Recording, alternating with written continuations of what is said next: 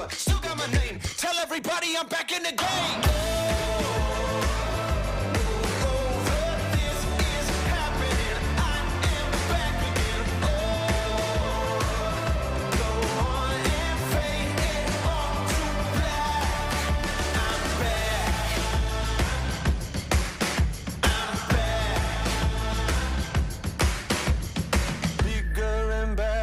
This is my time, faster than ever, hungry and I'm going to come back and take what is mine, bigger and better. It's a new dawn, it's a new day. Some things are different but nothing has changed. Still got my number, still got my name. Tell everybody I'm back in the game.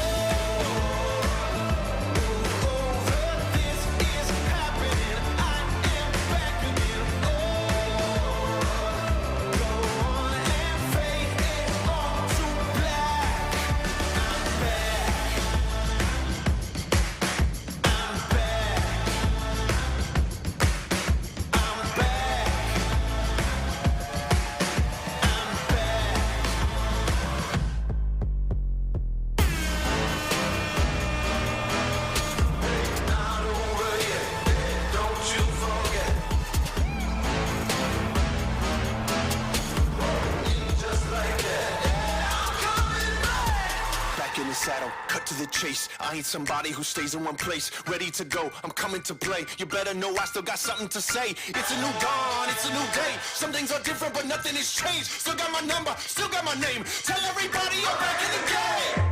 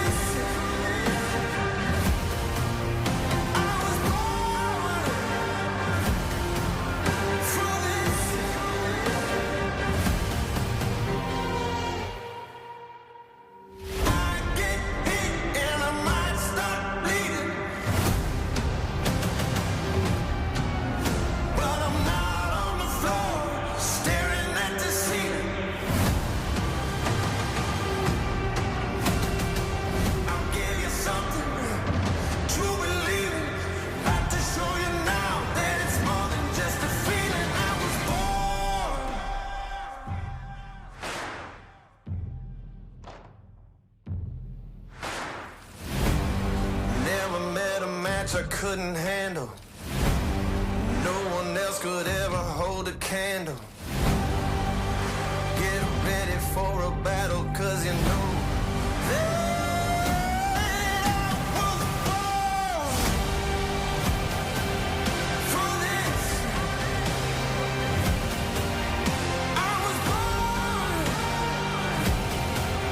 for this.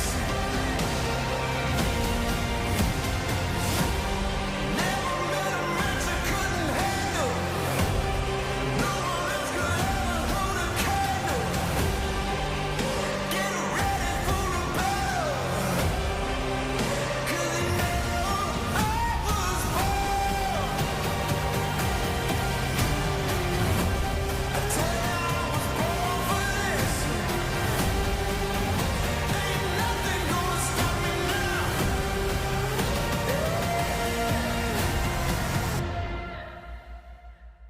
I was born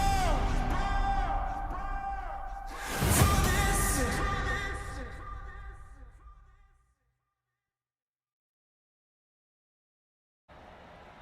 Welcome, ladies and gentlemen. It is race time here. Thursday night racing action for that of the Northwest Truck Series here at Charlotte for that of the Charlotte Motor Speedway, as these drivers getting prepared to race for 134 laps here tonight. Thank you for joining us here on LSRTV. It is going to be a good one overall. Drivers currently underway with their drivers meeting, making sure everyone's understanding their P's and Q's before they hit the track and get ready for racing action here tonight. This is going to be finding ourselves with us. This has been an amazing season of drivers winning all over the place. In last week certainly was some magic, as well as that of Christopher White going to find his way getting a win, becoming our 7th different winner of the season. But tonight, race number 9, will we get that of 8th different winner, or will we have another driver going to be joining that with Kevin Smith with multiple wins overall? As these drivers are getting prepared, just have been given the green light. Qualifying now has started for these drivers. My name is Sam Dyer. Joining me here shortly, hopefully, is going to be that of Wesley Outland, as well as going to have Charles Wooten going to be here in the production booth. Excited to see how these drivers are going to be attempting here tonight. Qualifying again for these drivers, going to be 2 laps for themselves, as they are going to be having the time. Yes, the time limit says 8 minutes and 50 seconds, but it's going to be when the clock strikes that of 8:35 Pacific Standard Time, or that 11:35 Eastern Standard Time. That is when it will advance. The drivers will get to racing action. Wesley, welcome for joining us up in the booth. It's time for Northwest Truck action here tonight. Good evening, my friend. Samuel, are you ready for Charlotte? Man, I'm telling you, if this is one of the races on the schedule for the Northwest Truck Series or Cup that I look forward to every year. I love the super speedway races because we always have those hellacious, crazy finishes. But, man, there's something about these intermediate tracks, and there's nothing like coming to America's home for racing, Charlotte Motor Speedway. This facility just offers the opportunity, Sammy D, to see exciting racing. And I think the trucks are not going to disappoint tonight for 200 miles. Yeah, this is one of the oldest intermediate tracks here on iRacing. It's actually one of the free courses that you can get once you get your subscription with iRacing. So drivers are going to have a lot to work with, as well as our keys to victory for here tonight. And here's our 5 keys. We're going to bring them up throughout the night. But the first thing for these drivers I want to go down and looking at is number 2 on our board. Don't make any mistakes during qualifying. Wesley, we've seen a lot of drivers struggling here this evening. I mean, throughout this season, I should say. Mistakes with qualifying. And the first driver I always think of is Sean Breisman. He has not been qualifying well. And a couple of these other drivers as well that have been fast, they have been starting further back in the field. Being further back puts you in danger, and they've got to be careful of that. You know, there's 5 keys right there that are on our keys to victory. Obviously, number 1, find a balance works. Don't make mistakes during qualifying. I know you mentioned that, but I'm going to ad-lib to this as well, Samuel, and I think that's something as a premium we've got to watch. It's a long race. So I'll ad-lib as well in saying you cannot get pit road penalties. We have seen too many races this year on the Northwest Cup and Truck Series side of things where drivers make mistakes on pit road. This is a place at Charlotte where it's very, very costly. And again, yes, it is. It's number 5. So again, long race pace and don't get a pit road penalty. You mentioned qualifying. And again, as I said, I agree with number 5. Of all of those things on the board, I think the biggest thing is not to get pit road penalties, because we've seen throughout this season on Cup and Truck that happen, and it takes drivers out of the monopoly of being there at the end. Yeah, I made this list kind of in the idea of we're going to have a long run race. I know at some point we're going to have some cautions bubbling up either here in the first quarter of this race, potentially in the last quarter, but at some point we know there's going to be a long run. We've seen it in the last 2 weeks at Kansas and also at Atlanta, where we're expecting those green flag pit stops. That's why I put don't get a pit road penalty as our last key of this race. But that find a balance, that's that first key point that I put down, Wesley. It's the finding the balance of when you want to be aggressive, when you want to be protective, and how you want to protect your tires. That balance is going to be the key here at Charlotte, especially because we're going to be seeing the first about 8 laps be very aggressive on these tires. Some drivers are going to want to push and gain as many positions as possible. Then we're going to find ourselves a little bit of a pocket for about 20 to 30 laps where drivers that were saving their tires for the long run, they're really going to be putting on a show. And that's why as well go down to that of our 4th key, long run pace. Beaver State Racing has had that long run pace. We've also seen it from a couple of other teams. Dennis Moore is probably going to be my driver to watch out for here tonight, unless that of Caden Anderson Racing, of Cole Raz, Caden Anderson, they've got something else to show here. Yeah, again, I still think that the biggest thing we'll watch is those penalties. You can't make them during qualifying. Don't make them here during this race. I think the race is going to run itself out. Obviously, as you know, Samuel, we're going to go from day into the night, so this race will finish under the lights. But look at qualifying now. Here we're ready to go. And this man would love to get a hometown win. 2-time truck winner on the series out of Concord, North Carolina, John Audenbacher. Number 89. We'll see what he can do, as he looks like he's the first guy to brave the 1.5 miles at Charlotte to come out to qualify. Yeah, first driver this season, found himself in victory lane of the 7 that have done it so far this season. And John Audenbacher certainly is one of the drivers from that LSRTV racing team that has been struggling with qualifying. Good run there for himself, currently 4th on the board with that of a 30.401 second time. See if that's going to stick for himself. But a driver that missed last week here tonight, it's that of BJ Duval, who's showing up for the 85. Again, these are one of those tracks where BJ's really been trying to develop and get faster at these intermediate courses. So here's the deal.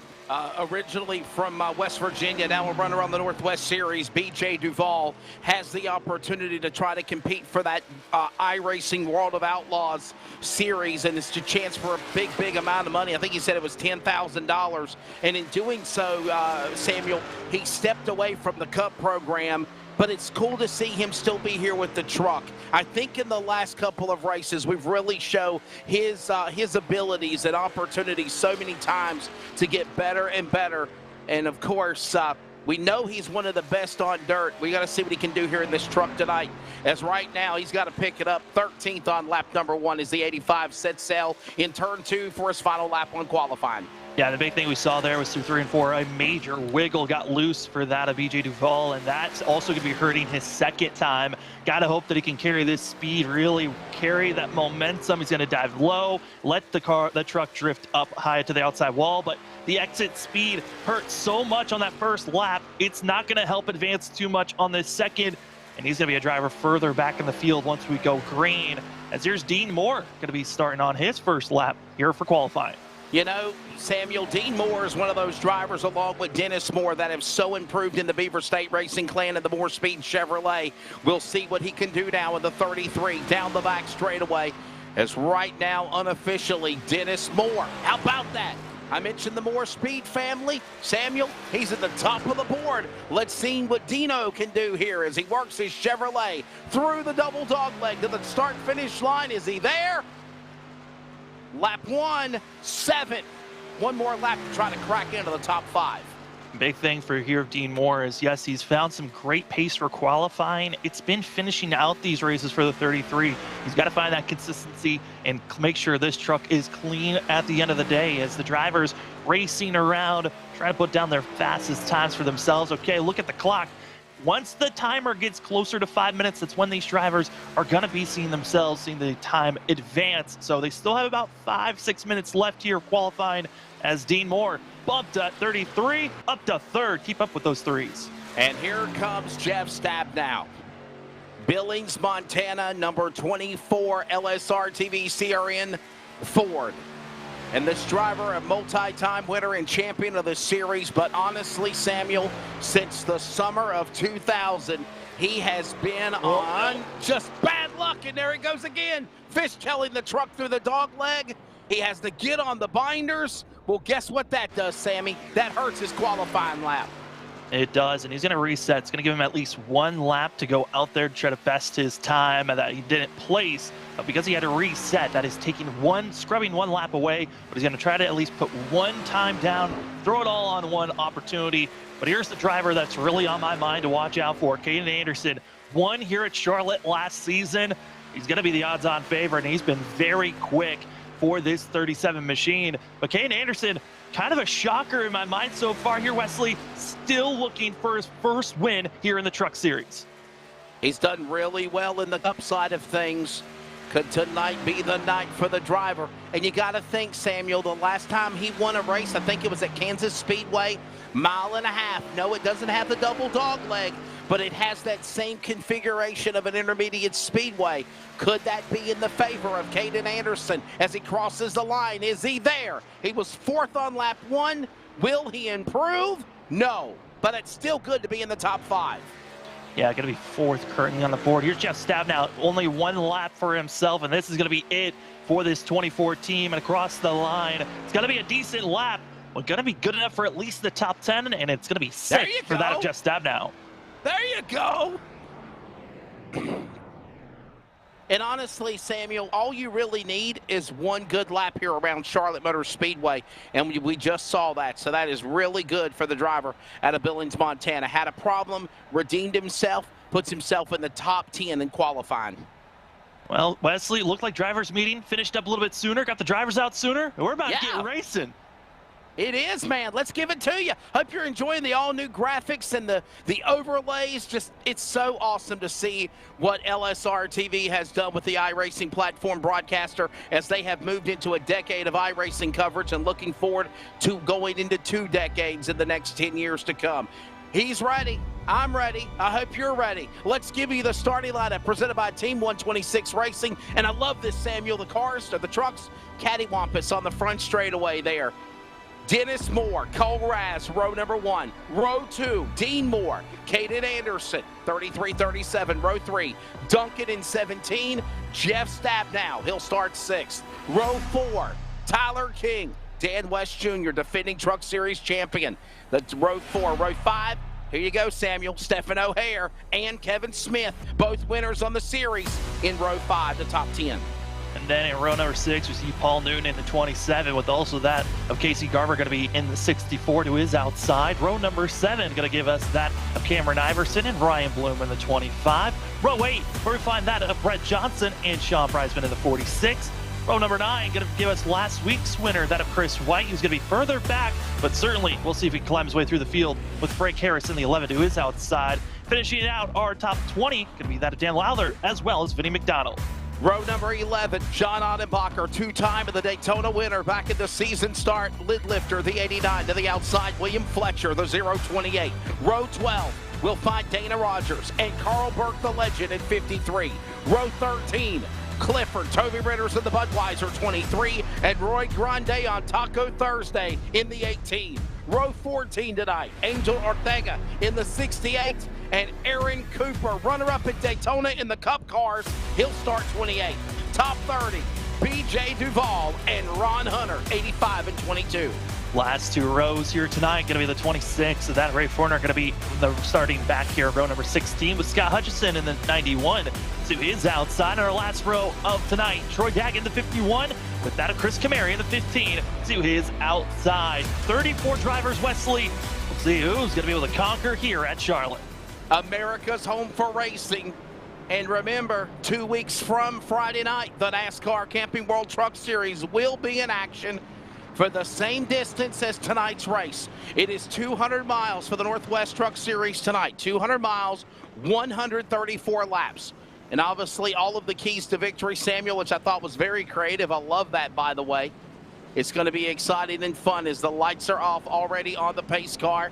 They will officially come to a start this time by. Samuel, your take of what we're going to see here tonight, man, as we await the green flag.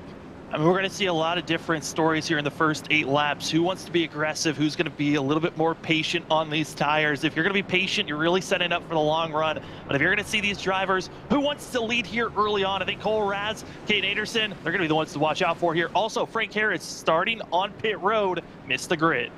Yeah, that's not good for Frank Harris, so he'll at least miss a couple of laps before he's finally able to come onto the speedway. But with that said, is the Moore family and more speed one behind the other, with on the outside, of course, the driver of Mr. Cole Raz. Right behind him is, of course, also Super Friends, as Justin Prince calls him, Caden Anderson. They come to the starting box through the Toyota restart zone. Green flag in the air. Ladies and gentlemen, you have a virtual race. We're trucking Thursday night in Charlotte.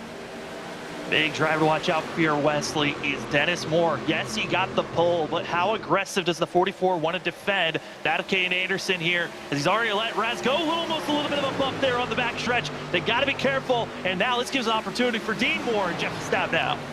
And Anderson slip slides up. Oh, he got sideways! Sideways, fishtail, turns into the pack! He got it hard into Dean Moore, into Dan West Jr. Now sits on his top, topsy-turvy on the safer wall barrier. Man, oh man, in trouble for Caden Anderson right out of the gate here, Samuel. First caution right on the stern 4. We saw Anderson be stuck in the wall, could go nowhere, but he wasn't the only one that was involved with this one. Our Pulse Plopper's instant replay. We got to see how it started, but the aftermath after this initial contact was incredible to watch because there were about 8 to 12 other trucks heavily involved. This is all up front. You're going to be seeing these drivers get aggressive, just getting sideways, loose, nowhere to go, clips and gone. And Dan West Jr. went flipping. We got to go on board with an extended replay with Dan West Jr. My goodness, he went flying through the pack on the front straightaway as well. And so many trucks involved in this accident. I think Samuel said close to a dozen or more. And somehow, someway, DWJ is able to walk away and pull away from this. Watch this. You're going to want board. Look at the 55 here. And look at this. Oh, Jeff Stabnow got so lucky. Look at Dan West Jr. flying through the pack. Then there's also going to be another cluster of drivers that also come flying into the pits. That's Brett Johnson, as well as a couple of others, having to just sneak their way through. There's contact with Carl Burke also coming in, hitting the 94.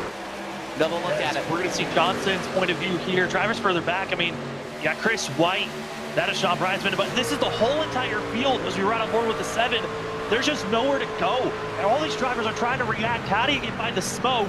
You see the 55 flipping, go down in the wall, and the 6 is going for a ride as well. And nowhere for Chris White to go. Neither McDonald, the 7 on the pit lane as well for Johnson. Calamity right out of turn number 1, and several top contenders have just got scattered, smothered, and covered, and I don't mean for a Waffle House special, off of turn 4 here at America's Home for Racing. They have literally littered the front pack. And Samuel, this can really change the equations, but let's be honest, fear not. There is a fast repair offered to each driver in this race. Hey, you want to join the team at LSRTV? We're now hiring producers and announcers like Samuel and myself. If you'd like to do it, apply by going online to livesimracingtv.com. Of course, as a decade, America's home for sim racing, it is iRacing on LSRTV. And Samuel, I will say this, buddy, last night, it was really cool to have a night off. And I'll join you guys on the Crown Jewel LMSC series for next week, I think it is. But it is really cool, Samuel, to have a night off, my friend. And I put it on the big screen 70-inch TV in my bedroom and watched you and Justin call the race and watched the excitement and the camera angles and all the cool things. I'm really going to enjoy this new late model stock series, I believe. Yeah, seeing short track racing here on LSRTV Wednesday night action. It's great to have short track racing weekly moving forward, as we're going to have a lot of fun these next 7 weeks of seeing these drivers attacking each and every track we go to. as the field-based lights are off. We're going this time by Wesley here for the drivers here at Charlotte, though. Hey, Samuel, Cameron Iverson, one of the racers on the series, said, and I quote, "I had to dip down the pits. That was terrifying." Yeah, and also want to give an update. Frank Harris, who missed the starting grid because of that accident in the quick yellow that came out, the 11, is now out on track and is going to be now starting in 21st. That is a great net gain for himself. Well, the field will get ready to make their way to the Toyota restart zone as the caution flag has came out for the first time tonight. Lap 4 of 134 laps about to be completed. Means 130 laps to go. Still a long way to go here at Charlotte. The field will make their way back to the Toyota restart zone, and a Chevrolet will hit the gas. It's Cole Raz. He'll pull away. Dennis Moore, stab now. And Samuel, can you say the lucky charm was for the 24 the last go around? Because he's normally had some bad cases of bad luck. He got lucky and missed that big wreck as we're back to green. Well, you better stop talking about how lucky he's been. He might be the jinx here tonight if we continue on that trend. But right now, Jeff Stabnow trying to get aggressive here. Going to be making the pass on that of Dennis Moore. Also want to give an update on the drivers further back. Everyone that was involved with that wreck that had extreme damage, they did have a fast repair, so not all these drivers are out of this race. With that of Ray Horner, as well as Kenny Anderson, both going to be a lap down. Anderson, 2 laps down. Yeah, it's just like I mentioned, Samuel. If you have some bad luck, you have that chance to get that fast repair to get back in it again. That's the Billings, Montana native, number 24. That's the back of his tailgate. And in front of him, Yellow flag. Of course, that's Dennis Moore watching. We got a caution. Oh, trouble off of turn 2. Dean Moore and others, the whole entire cluster of drivers that were involved with that first incident here, they are caught up in another one. And you hate to see that because for that of Dan West Jr., he was already involved with the first wreck, already had used a fast repair. And he's going to get some more damage. This is damage he's going to have to deal with.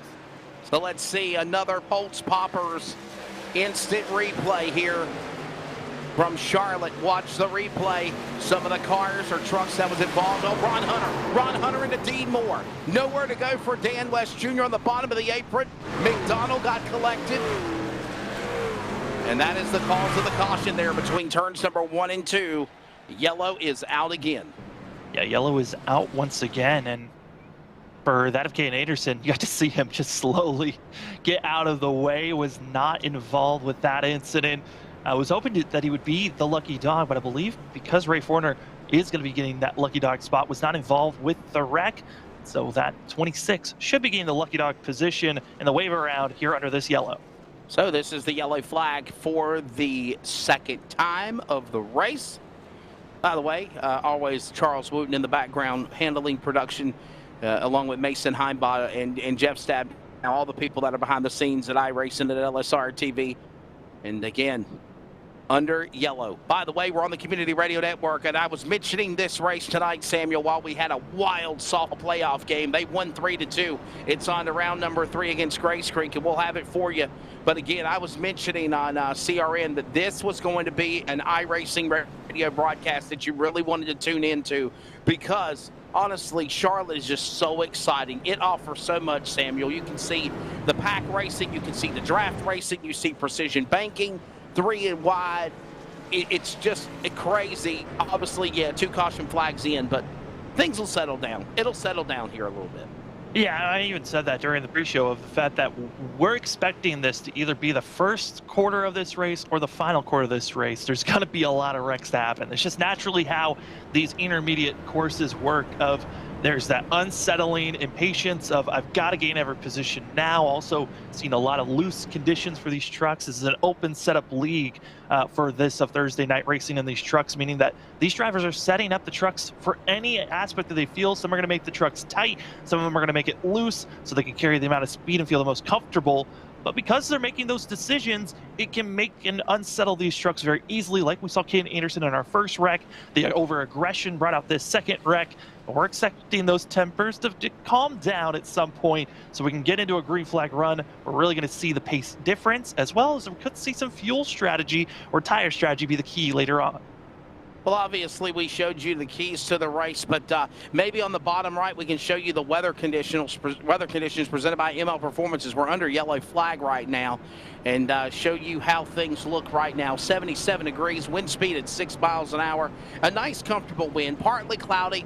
But again, Samuel, this is right before sunset. This race is going to go into the night.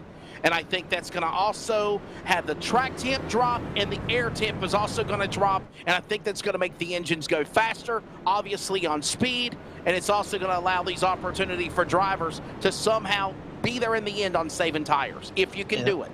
I mean, talking about weather and then the track temp dropping off, and we even saw it while the graphic was up, went down 1 degree. We're now down to 80 degrees is the track temp.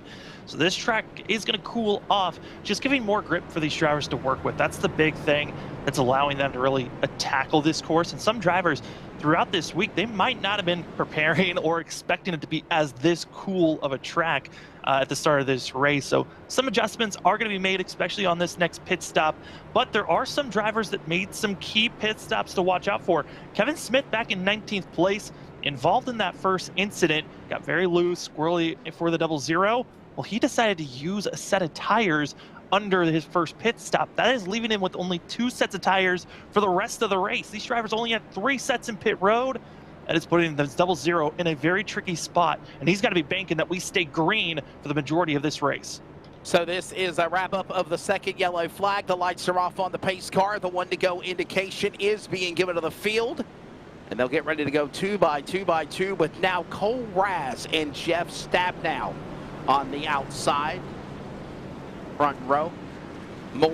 Dennis Moore still up there, along with Duncan in that 17. And Samuel, that's a driver that you mentioned before we come back to the green flag restart. He's really showed his talents here. Casey Duncan in the last couple of weeks. He's due for a win. Yeah, Casey Duncan has started 4 races this season, and he's looking for his first win. His best finish so far was back at Dover with a 6th place finish. But for the intermediate courses, he's ran all 3 of them so far this season. His best finish was at Atlanta, top 10 last week, but he's had a lot of other misfortunes throughout those other weeks. He's really looking for his best run. This could be it to finally crack into our top 5. The lights are off for the pace car. It is lap number 10 completed, working lap 11 when they come back to the Toyota Restart Zone here at America's home for virtual racing, Charlotte Motor Speedway. And this is a wrap-up on the second caution flag of the night. Cole Raz, Jeff Stabnow, Dennis Moore, Casey Duncan, Stephen O'Hare. Pace car drops onto the pit lane. 2 by 2 by 2, back through the double dog leg into the restart zone. Speed picks up. Stabnow gives way to Cole Raz. He'll be the lead truck. He takes off first, and he pulls away by 3 car lengths back to turn 1. Going to see our top 3 single file out, but it's that of Stephen O'Hare, our winner from Las Vegas. Going to be making the move on that of Casey Duncan, and Duncan now going to be under fire of that of Casey Garber. And you'll love to see these battles that are going on, but got to give credit to that of the Beaver State Racing team. They've got Dennis Moore, Stephen O'Hare, and Tyler King. Those 3 drivers all inside of the top 10. James Vining is in the house, and he's saying that he was unable to make it to the race here tonight, but he is enjoying watching the broadcast coverage. And he does say Samuel was able to get about 50 laps on fuel on Tuesday testing here in Charlotte.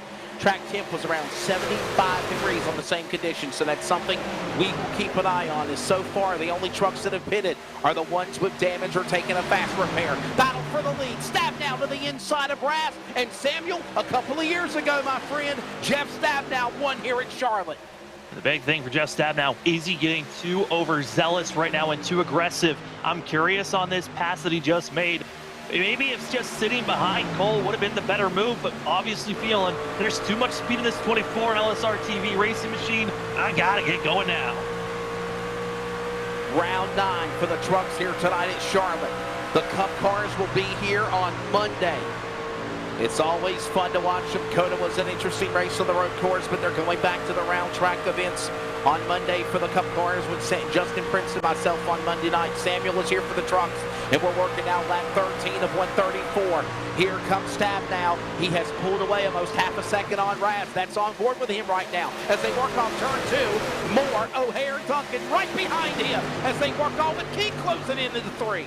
Yeah, right now it's kind of a choo-choo train with everyone following suit with Noel Raz. Everyone's staying in line and patient, except for the 94. Casey Garber going to send it to the high side of that. Casey Duncan, as they'll be trying to move up. That's the battle for fifth, but yellow flag strikes. Issues further back in the field. Caution out. Ron Hunter goes around right in the middle of the pack. Yellow flag for the third time. Samuel Dyer, you saw it. We're back under yellow very quickly here, 15 laps in. Yeah, I mean, it's drivers further back that were having issues, and Ron Hunter actually going to be the driver that comes in late with this incident. It's going to be that of the 15. Kamari and others on the backstretch battling with one another, and Troy Daggett just drivers with not clear awareness of one another, kind of similar to what I've been talking about for these last 2 weeks, of drivers just not being completely aware of their surroundings at all times, making some late moves. And that right there is some drivers battling for last place and taking each other out. You know, Samuel, there has to be some give and take here for these guys in this race. You cannot just be aggressive right out of the gate. And if you do that, you see the end result right here of what's happened. Three cautions now. And for Troy Daggett and Kamari, both drivers that had already used their fast repairs, that could be a race-ending type of a night. And I'm keeping my eye out because Caden Anderson should be getting the lucky dog spot, but he might have brushed the outside wall when the incident was going on. So the 37 will wait and see on confirmation. I believe it will and has been given the cue. Lucky dog goes to the 37, which is going to be putting him at least one lap down from here on out. While we're under the yellow flag, I'd like to remind you that if you need an iRacing setup, 60-plus iRacing car setups are available thanks to Majors Garage. To sign up today, click the link in chat right now in the broadcast description below. Again, that's Majors Garage, proud sponsor of the Major Series. Samuel, you know I'm excited about this Sunday, my friend. We're ready to go for the virtual greatest spectacle of American sportsman racing, the Indianapolis 500, this Sunday night. Yeah, the Major Series that we cover every 3 weeks comes around, and this is probably the quickest turnaround that we've seen from our last race that we just covered for that of the Porsche Wild Cup to now the Indianapolis 500 this Sunday. We're going to be seeing that of the American Sportsman's Division top split that we're going to be covering. And Wesley, we've seen those drivers. They've been overly aggressive when we go to oval racing. We saw it. The last oval race was in the Lotuses at Phoenix. A little bit more traditional we're heading to with the Indianapolis 500. Going to be in the Indy cars. That's going to be a good race to watch, but it's going to be the full length, 200 laps, 500 miles that we're going to be covering here on LSRTV. Yes, sir. You're going to hear the words of the short chute, the west end of the speedway, and, of course, down the yard of bricks and so much more. The analogies with those Delara Indy cars are going to be so fun. Oh, and by the way, if you want to have a fix of the virtual Indy 500 with us on Sunday night, Samuel, Saturday afternoon at Indianapolis is the Indy Grand Prix. Of course, that is the penultimate race before the Indianapolis 500 on Memorial Day weekend. Hey, here's your summary so far at Charlotte Motor Speedway. 3 cautions, 10 laps have been under yellow flag. Only one change, Samuel, and of course that was the flip-flop there of the original start. And Mr. Jeff Stabnow getting around the pole truck there of Mr. Dennis Moore. He's fell back to third. Still a lot of racing again left to go. Yeah, it's a lot of racing for sure to be seen, but this is, with us having this third caution, we've had just these blips and heating cycles on these tires. We haven't really seen a true long run. That last restart kind of was our longest run that we've had.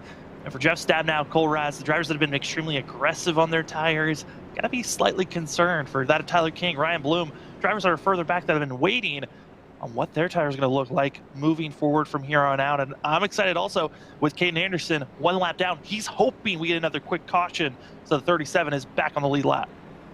So the trucks here tonight is Charlotte. The Cup cars will be here on Monday. Next week it's on to Texas. And Samuel, we have a couple more weeks of this, and then we have a nice little break for Memorial Day to take off, reset, and then you turn around and you go to very obsolete racetracks for the next 6 weeks up to the 4th of July break.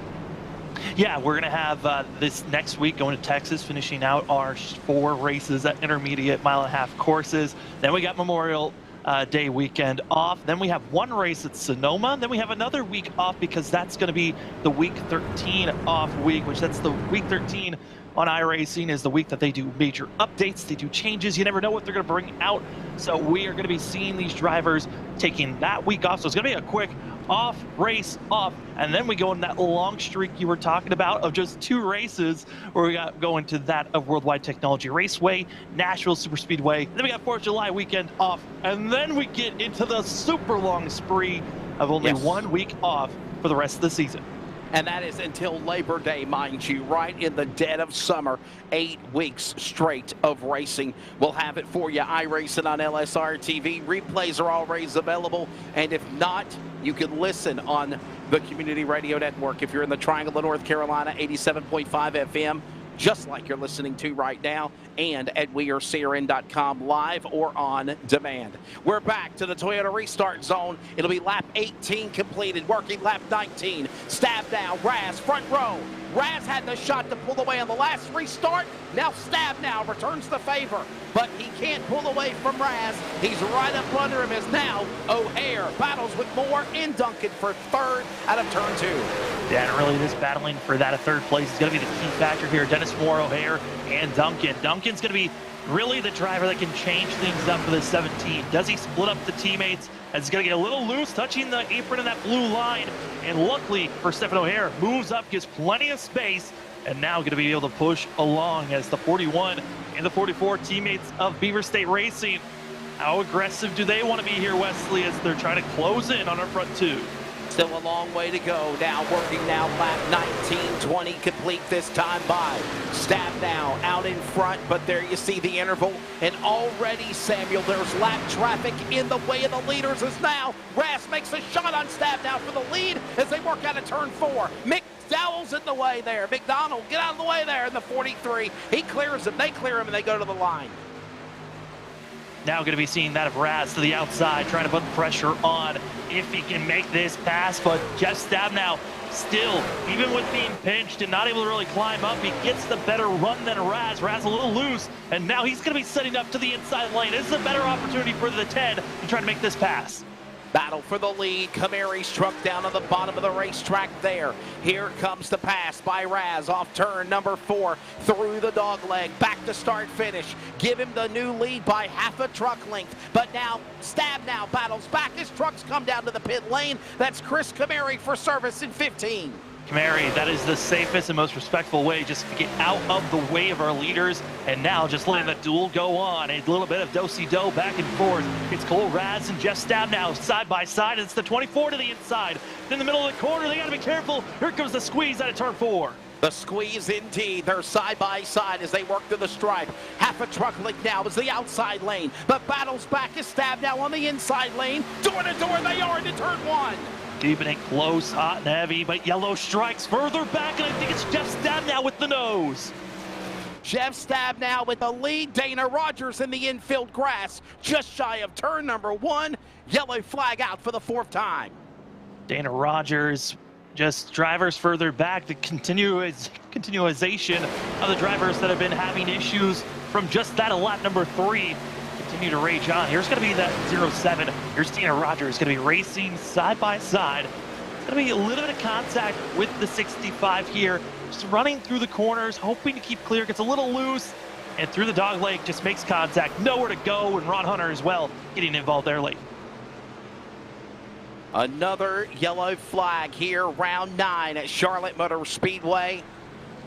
And this caution coming out. Camary just made a pit stop as well. We're 24 laps and yellow flag out for the 4th time. We're coming up on the top of the hour. We'll pause for 10 seconds of network identification on the Community Radio Network, and we'll also go side by side for iRacing on LSRTV with the Northwest Trucks. We're back from Charlotte in a moment. You're listening to the Community Radio Network. Follow us via social media on Facebook, Twitter, and Instagram at CRN Sports. Plus, listen to other games at 87.5 FM or join us anywhere worldwide at wearecrn.com. We are CRN. This is our series, so many different pieces that you have to watch out for. where the stakes are always higher, $300,000. where virtual meets reality. How bad do you want it? They're wasting no time getting at it. where the best thrive and the flawless win. This is the eNASCAR Coca-Cola iRacing Series. Hey, it's broadcast personality Wesley Outland, and for the second year in a row, the Community Radio Network is excited to also be the voice of iRacing on LSRTV every Monday and Thursday night with the Northwest Racing Series for Cup and Truck. Join yours truly, Justin Prince and Samuel Dyer, every week as they race towards a championship. We're also on the radio in the Triangle, in the Raleigh-Durham, North Carolina area at 87.5 WCRN, and anywhere worldwide at wearecrn.com. Click play. Check out the coverage, the power of radio to the imagination of the listener, esports style. We are the Community Radio Network, the voice of iRacing on LSR-TV. Check it out when you can, and replays are always up too. There is a look at your saw blade top 5. Raz, Stab Down, Moore, O'Hare, and Garber. So Samuel, race control has updated that Cole Raz was up in front of Stab Now at time of caution. So he will be the leader when we come back to the restart. Yeah, it was super close with the way they were being side by side. Wasn't completely sure on where they were going to be placed, but certainly it was going to be based on iRacing at the timing of the yellow, the 10, taking the lead here. Also, with the timing of this yellow, a couple of drivers deciding to come into pit road, being led by that of Casey Duncan. And I got to say, Duncan coming in for the 17, only coming in for fuel, same for the 26 of Ray Forner and that of Sean Bridesman. And most of the drivers all the way further back, you got to fall back to 25th, where Aaron Cooper, the only driver that took tires under this caution's pit stops. So the 71 is going to be the driver to watch out for, trying to carve his way through this field. And as well, Dan West Jr. finally using his first and only fast repair of the night. So we're still under the yellow flag, obviously. Caution after caution has came out. We were all talking about this during our commercial break. We think things will settle down, obviously. Just got to get the nerves settled. And this is a track, honestly, Samuel, where you can drive it aggressively, and it can come to cost you. Yeah, that aggression is certainly something to watch out for. And, you know, if bring up our keys of this race, I mean, that's another thing that I kind of brought up, of that balance, right? That was the first thing I thought of tonight. How patient were you going to be? How aggressive were you going to want to be for these drivers? And that balance is going to be a big thing overall. I expected the fact that we were going to have these quick cautions coming up just because of the way that we've seen the last 2 weeks of these intermediate tracks. It has been a caution-filled, eventful night of drivers having a lot of cautions and wrecks happening early, and then they start to space out and not get too aggressive, and they start to be more patient while getting those longer green flag runs. Well, the lights are off on the pace car, so we'll settle back in for the restart for you. Samuel Dyer is alongside. I'm Wesley Outland. Hope you're enjoying your Thursday night into Friday. The 13th, mind you, Samuel. Friday the 13th. Well, let's cross our fingers that nothing happens over here. we have ourselves 2 broadcasts tomorrow with Nazare and LTAC. We do, and actually I will be on the broadcast call for LTAC tomorrow. John Muschin reached out to me actually whenever I was doing a broadcast for softball, and said, hey man, are you available? And actually the race that I was supposed to do got postponed because of weather. Samuel, there's like I know you're in the Pacific Northwest up in California, but there's like a nor'eastern that's hovering over the Atlantic of North Carolina and the Carolina coast, and it has pummeled us all week off and on with sun, wind, rain, storms, tornadoes, hail, rain. Now it's raining again. Temperatures are in the 60s. It's so crazy. I was telling somebody it's mid-May and it feels like it's fall. So yes, I'll be with you. Well, you're doing Nazareth. I'll do LTAC tomorrow night. Lots of different racing that we got coming up this week, and it's exciting. It's pace car rolls off. Ready for the field to come back to the Toyota restart zone. And as I mentioned, Cole Raz gets the jump on the restart over Stab Now. Looking them behind them with Dennis Moore. He's up there. Outside lane is also Stephen O'Hare. Look at also Garber. Those are your top 5 out of 2.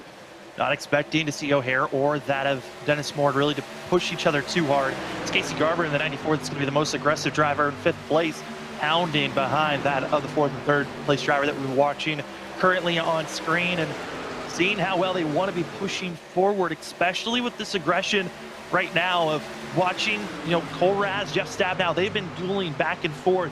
But the tire wear now, Wesley, is we're coming up to that of lap 30 when we cross the line. Tire wear is starting to kick in. Yes, we've had a lot of pacing laps, but that over-aggression and tire wear starting to come over. And this is why we're seeing the 44 and the 41. They're starting to close in and keep the gap closer than it's been on these last 2 restarts. They certainly are staying single file now as they work off the corner. This is lap number 30. They're working this time by 29 in. Stephen O'Hare on board with him. He's in the 4th position. Another lap truck down on the bottom. Dan West Jr. Not a good night so far, Samuel, for the defending 2-time Truck Series champion.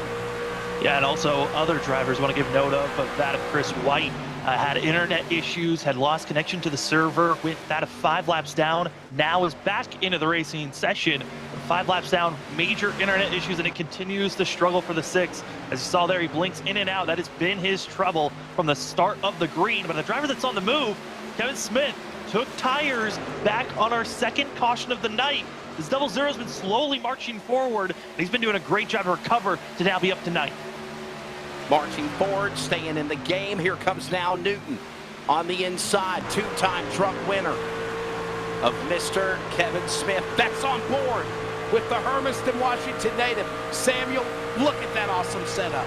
Wow. And he's no longer having the camera vertical. It's finally set up properly with the horizontal. We can see his full screen, see his whole entire setup. You can see that he's got 4 different screens. He's got this main screen, the 2 side monitors, allowing him to have a lot more vision while he's racing. So he knows his awareness, as well as having a button box that allows him to have all the information that he wants. And then if he looks up, he's got all the telemetry where everyone else on the track is. And he also knows now, yellow flag is out. And the caution is out again as you see the screen go yellow for him to let him know that the caution is out. Samuel, is that iRacing timing and scoring? Because that scoring ticker looks definitely a lot different than what we have up in our broadcast booth for SDK. There's a lot of different scoring, loops and live timing scoring that these drivers have. Wouldn't be surprised if it's something different out there. But this wreck, this is a different one for sure. It's going to be Dana Rogers involved with this one, and a driver that decided to take a risk coming in for fuel. This is not the way that you want to see some of these drivers get involved in these wrecks, but no. DK Anderson getting involved in this one. And as Roger goes around, I believe that was the 17. Duncan? Was that Duncan? I think it might have been. It could have been that of also Roy Grande. I'm looking back to see for sure on who that was. There's Roy Grande dropping onto the bottom of the apron. There's a green truck also. It's got to be the Ray Fournier or the 17 of Duncan. We'll find out here. Who's your replay? It was Ray, and Roy Grande that we saw there for a second, but it's actually going to be this 26. Yep, watch the aftermath. Already having front bumper issues. Sees the smoke, expecting the truck to stay high. Doesn't. It makes contact. Well, it looks like Dana Rogers actually, Samuel, had some ink and blink and nod, and so did Fournier, and that happened at the same time. And what happened to Roy Grande? Because then he came onto the pit lane with smoke. Well, I want to give clarification. That's a little bit of a production thing of not drawing all the cars in. Those drivers were not blinking. The only driver that's been blinking all night has been Chris White. So that's just a production error on that point. But yeah, those drivers all coming into pit road as a majority of the field. Staying out, though, surprising, our top 7. Cole Raz, Jeff Stabnow, Stephen O'Hare, that of Casey Garber, Toby Ritters, that of BJ Duval, and as well our Daytona winner of that of John Ottenbacher, all staying out and not coming into pit road just yet. So this is caution number 5. Caution out for the 5th time of this race, obviously. And Samuel, we are officially, though, at 100 laps to go. Yeah, we come to the line. We still got a lot of racing to go. We're slowly chipping away at this thing. As for this field, this now is going to put a lot of these drivers in a questionable spot. But Dennis Moore, Ryan Bloom, Tyler King, all these drivers that just came into pit road for tires, they're taking a huge gamble with this pit stop. They're now banking and hoping that this race stays green.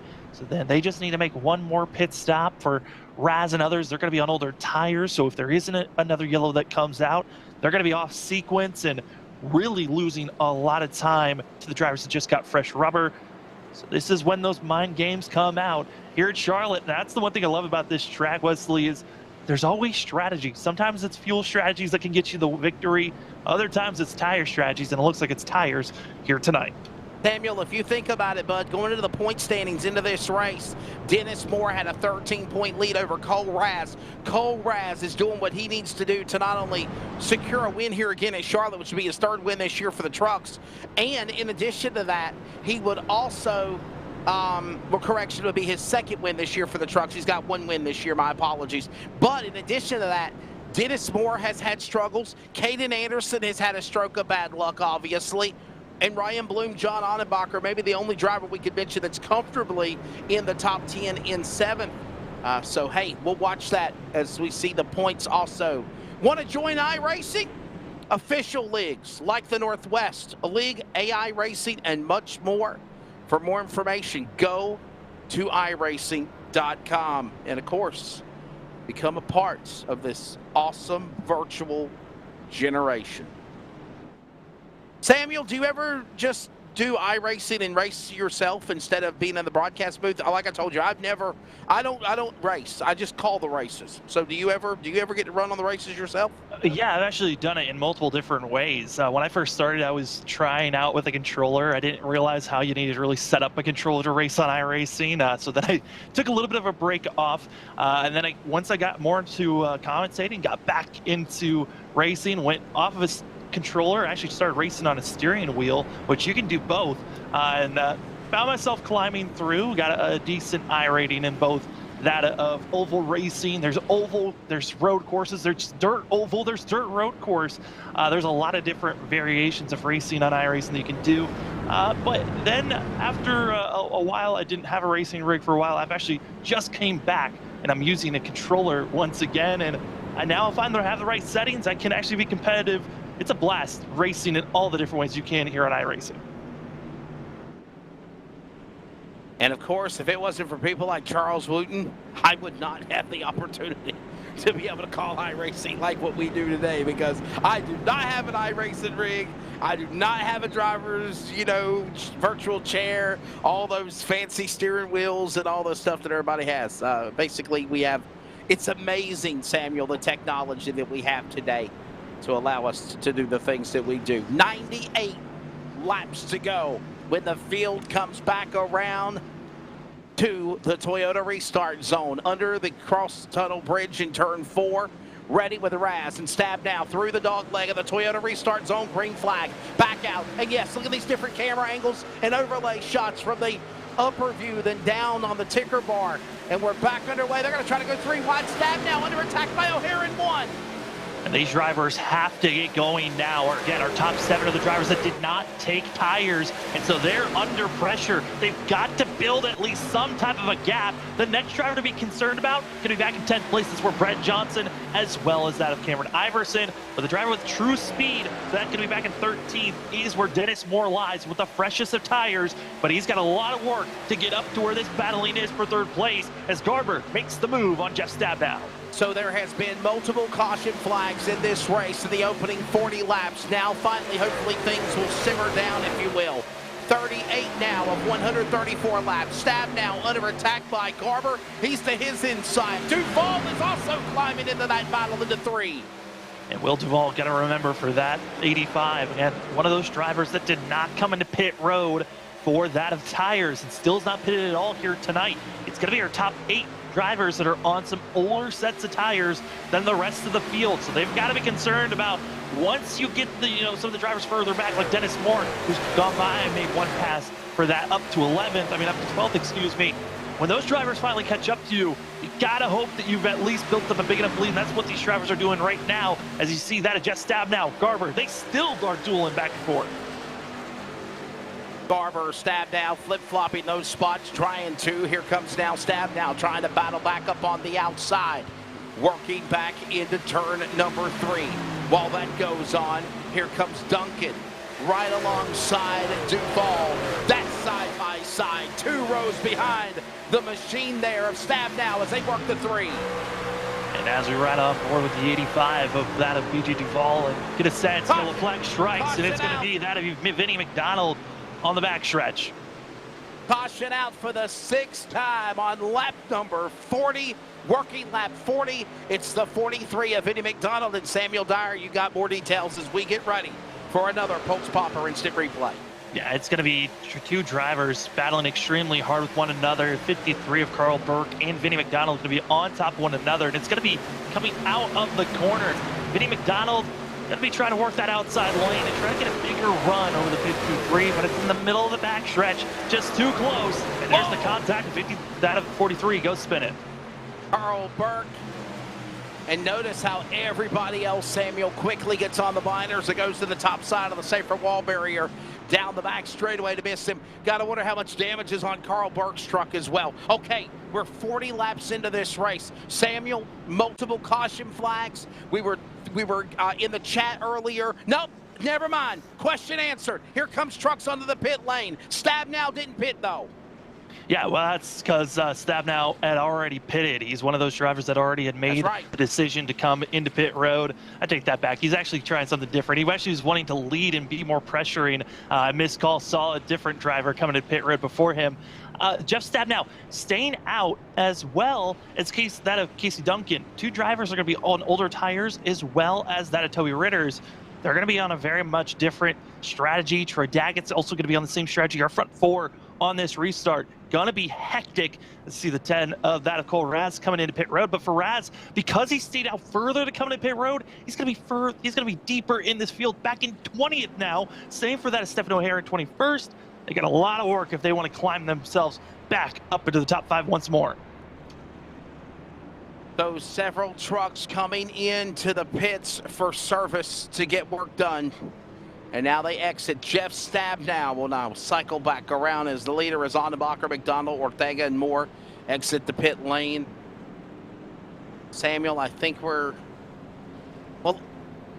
going to give you a full field rundown here in just a moment. But right now, let's go to our LSRTV in-driver communication and grab a word with the driver of Mr. Cole Raz and his number 10 machine, looking for his 2nd win of the year. And Cole Raz just come off the pit lane, the native out of Lake Oswego, Oregon. Cole, caution field fiesta on a Thursday night at Charlotte. Your take of things so far, and you're going to get mired back in the snakes patch, if you will, as we get ready for the restart in the top 20. Yeah, I'm about to get a good feel on what's been going on back here for the early part of this race, but so far all good from up front. Just kind of got to keep an eye out what's going on and try and stay out of trouble here, and hopefully be there at the end. Yeah, Cole, it's Sam up the booth as well. We saw that you were behind that of Jeff Stabnow in the early portions of this race. How was that dirty air staying behind that 24? It wasn't too bad. I was really, I was hoping we'd have a green flag run right off the get, and I was going to save some tire, but once those first few cautions fell, I figured, might as well just go get the lead back and control the race, and had a good little battle with him, and, just tire fall off wasn't that bad, so I think from this point on, it's just going to be going all out. Cole, what would you attribute to the race being what it is so caution-filled, obviously? I think we've had, 6, 7 caution flags now in at least the opening 40 laps. We can't blame it on the next-gen car because that's not until Monday night. Is it just drivers are being impatient, you think? Yeah, I'd say a little impatience, but I think there's not a lot of off-throttle time here, so it's real hard to time the right move, and, it gets a little tight the further you are back in the pack. I think drivers are just not, prepared for that, but also a little bit of inexperience in the field towards the back, and I think that'll thin out as we get longer into the night. All right, buddy. Well, we'll let you get back focused and go again here. Cole Raz looking for his 2nd win for the trucks out of Lake Oswego, Oregon. Cole Raz, and also a real racer on the Spears SRL Southwest Tour. Thanks for your time, bud. 43 of 134 laps, and of course, again, Samuel, you heard what Cole just said. I'm going to be mired now in the back of this middle cluster of traffic, the Snakes Patches. Good friend, Mr. Jimmy Spencer, Mr. Excitement, always called it. We'll see what happens here. I was actually kind of curious on, you asked him why he thinks all these cautions are happening. I would imagine he'd be like, I don't know. I mean, he's been up front out of majority of the issues. So yes, he was close to, he saw the Kevin Anderson issue in his mirror, but that's the only one that's been close to him. But yeah, now he's in the thick of things around the drivers that have been involved with majority of these wrecks. And now the question is on how is he going to survive? And also for our front runners, our top three top four, going to be on much older tires than the rest of the field.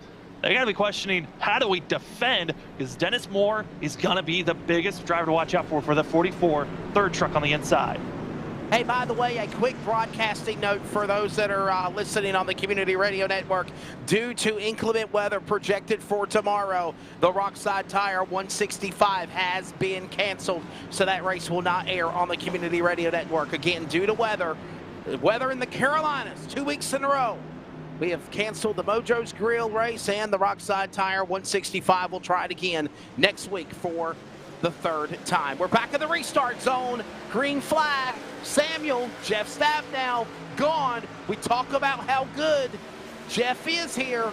He's won here. He's got to get off the slump. Right now, he's doing well. He's in the lead off two while they're battling for second.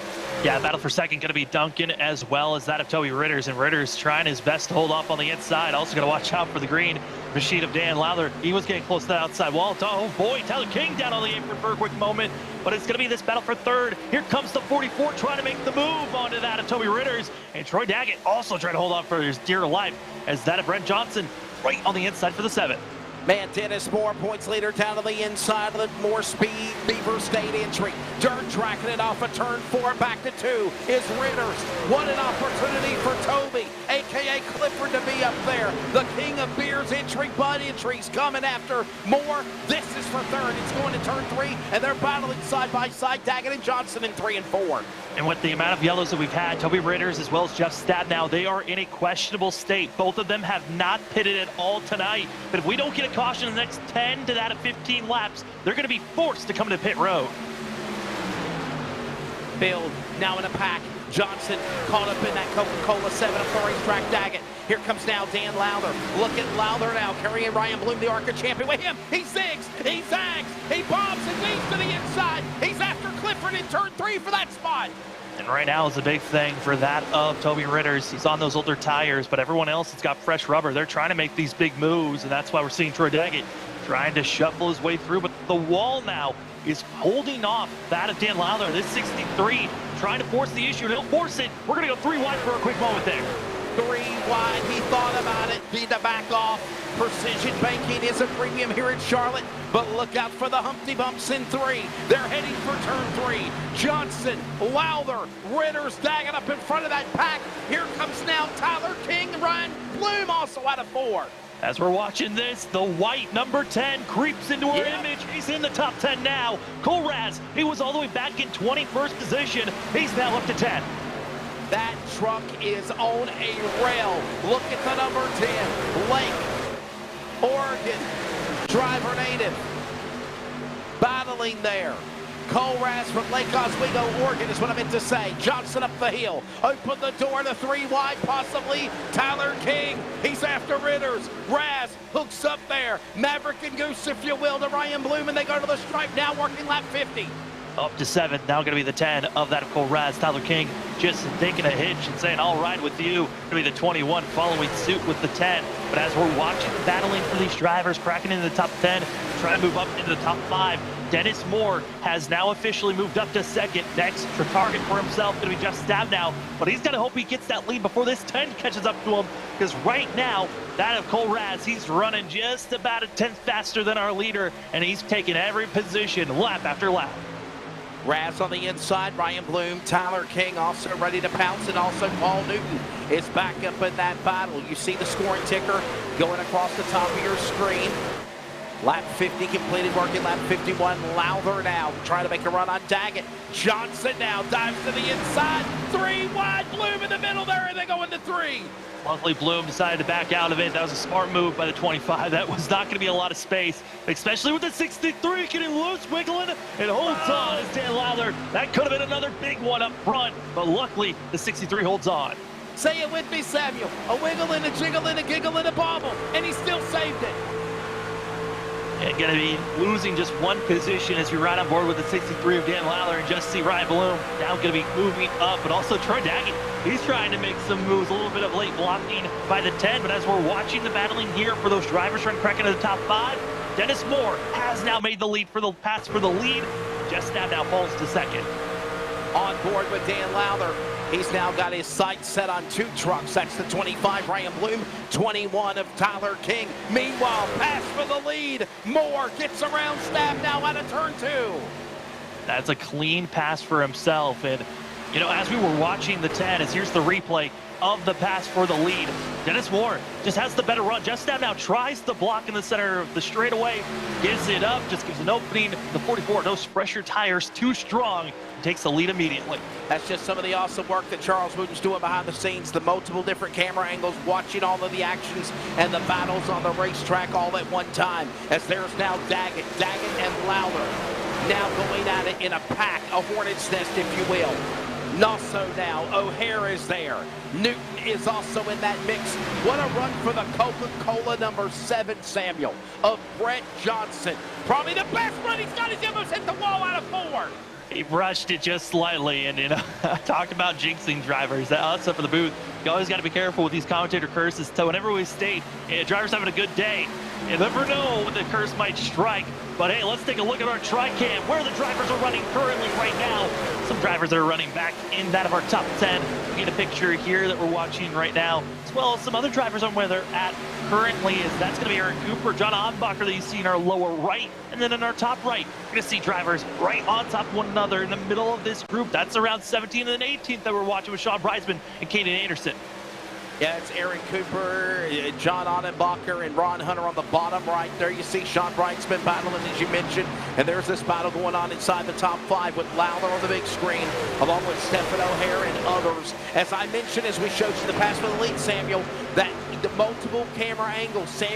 Charles is watching like an eye on the sky, any and everything that's going on. And as soon as he finds it, depicts it, he posts it and broadcasts it out publicly. And this is just a little sample of some of the awesome, cool things that your home for sim racing, as we move into a decade of broadcasting iRacing, has done and will continue to do into the second decade to come.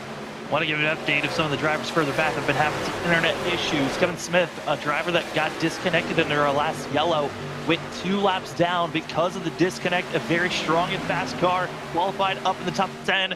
Now going to be mired back in 30th. 2 laps down. The pass for second's been done on our main screen on the left. Cole Raz now up to second and less than a second away from that of Dennis Moore. And Wesley, he's been running consistently 2/10 faster than Dennis Moore. Moore better get some giddy up because he's about to be run down here in just 4 to 5 laps. Samuel, didn't we just say, what, about 10 laps ago, he was all the way in, what, the 20th position, 21st position? He's now up to the number 2 spot. Big thing, though, I'm concerned about for that Cole Raz. He's being so aggressive on these tires. If we continue at this pace, Cole Raz is going to be, yes, taking the lead over Dennis Moore. Watch out for the drivers that are further back. Going to be that of Casey Garber, Stephen O'Hare. They've been a lot more patient carving their way through this field. They might be some drivers that could catch up to Cole Raz if we continue at this long run pace. Yeah, I think he really put it in stealth mode. As, by the way, you also start to see sunset reach there at Charlotte. The lights have begun to illuminate around the virtual Charlotte Motor Speedway. They're 3 wide on the top right. Look at that. Boy, you got to watch this battle heating up there, Samuel. One wrong slip, and they're going to be in the wall. Lowther, here comes Anderson, Dean Moore, Sean Brightsman going after it again, and Dan West Jr. lap truck out of 4. Yeah, these drivers all on top of one another, and you know what's crazy? West Jr.'s not a lap down. He's on the lead lap. This is for position for himself. He's been saving up that fast repair, used it at the prime moment when he was back on the lead lap, and this is all side-by-side racing for the drivers from 10th all the way back to that of 14th, still staying side-by-side with one another. Yeah, my apologies. Dan West Jr. is actually on the lead lap. He is currently in the number 13th position. And look at him now, working there. Here comes Dean Moore. Dean Moore caught up in an accident earlier as well. Sean Brightsman there, quiet tonight for him. There you see Ray Fournier in the bottom right screen, small box going onto the pit lane. And all the while, Samuel reeling him in like bait on a pulse popper fishing lure. Is Dennis Moore under attack? Cole Raz is coming in the number 10 as they work through the dog leg. Yeah, and that 26 coming into pit road, this is an unscheduled stop. He was extremely slow and low. Drive-through penalty for this 26. Now going to get rolling back out on track. Issues for himself, but on the main screen, it's on. It is going to be the pass for the lead here. Could it be in the entry of turn 3? Most likely. Here comes that Cole Raz, and there he goes, diving down under the 44. Excuse me, coming through. Driver left on the inside, or will it not be? He hangs right beside him. Dennis Moore on the outside. Here comes Raz. Start, finish, door to door. Not done yet. Raz, will he get there? Moore battles back into one. And as this pass is going on, drivers that were forced to have to come into pit road. Jeff Stabnow into pit road. Same for that of BJ Duval, and expecting here in a lap or two, going to be Toby Ritters as that pass for the lead. With ease, just showing when you've got fresher tires, and the difference, only 8 laps, Wesley, from that of Cole Raz to Dennis Moore. Moore having the older tires of this run, just showing the 10. He's just flying through this field. But watch out for the 94 and the 41. Yes, they're mired back 2.4 seconds back for the both of them. But for that of Casey Garber, Stephen O'Hare, they're going to be on the same stint as Cole Raz, and they're running very close to similar times of our leader. Lap 64 of 134 now. Believe it or not, we are closing in on halfway, reaching the halfway point of this race. But Samuel, still a lot of racing left to go. And mind you, and I don't want to jinx anything, this is the longest green flag run of the race so far. We've seen close to 20 laps under the green light. Yeah, I mean, this has been a long race under the lights. I mean, under seeing these drivers running, but yeah, the lights are now on. Also got to give reports of drivers further back. Dan Rogers has officially been disqualified from this race for the 07. He is done. Too many incident points, and now the 07 is going to be our second official DNF of the night. As drivers are moving up, it's Caden Anderson at one moment 2 laps down, now up to 6th. We'll give you the full field rundown as they get the cross flags coming up in a few more laps, but now Tyler King and Caden Anderson continue to do that battle. That goes on for position. Caden Anderson caught up in an accident earlier in the race. The driver that currently has looking for his first win. He's got 2 cup wins is what I meant to say, Samuel, but not in the trucks. He's come so close and now got a pretty good strong run coming back to the field out of 4. Yeah, always got to be careful. We get mixed up sometimes on those cups, the trucks stats. There's so much going on all the time, trying to make sure we get those in line. But yeah, I mean, Caden Anderson, his cup side has been looking great. Truck side, he's been doing fabulous at getting poles and starting well. It's been the finishes that have been the struggling point for the 37. But other drivers that have been trying to find some good finishing moments here. I mean, we see this battle for 8th place. Paul Newton, this is one of his better runs. Here comes that of Brett Jones to the 7 to the inside. Both these drivers having great runs for themselves. The pressure's on the 7. Finally able to make the pass there on Newton. There has been 7 winners in 9 races. 1 repeat winner, and that's only Kevin Smith. Dennis Moore, Cole Raz, John Onnebacher, Stephen O'Hare, Chris White, and Devin West, all drivers that have won at least one event this year as we are coming up after halfway. Let's give you, Samuel, the full field rundown as we are in the second half of the race. Cole Raz leads, Dennis Moore second, Casey Garber third, Ryan Bloom is fourth, Stephen O'Hare in the top 5. Caden Anderson is 6th, Tyler King 7th, Brett Johnson 8th, Paul Newton and Dean Moore the top 10.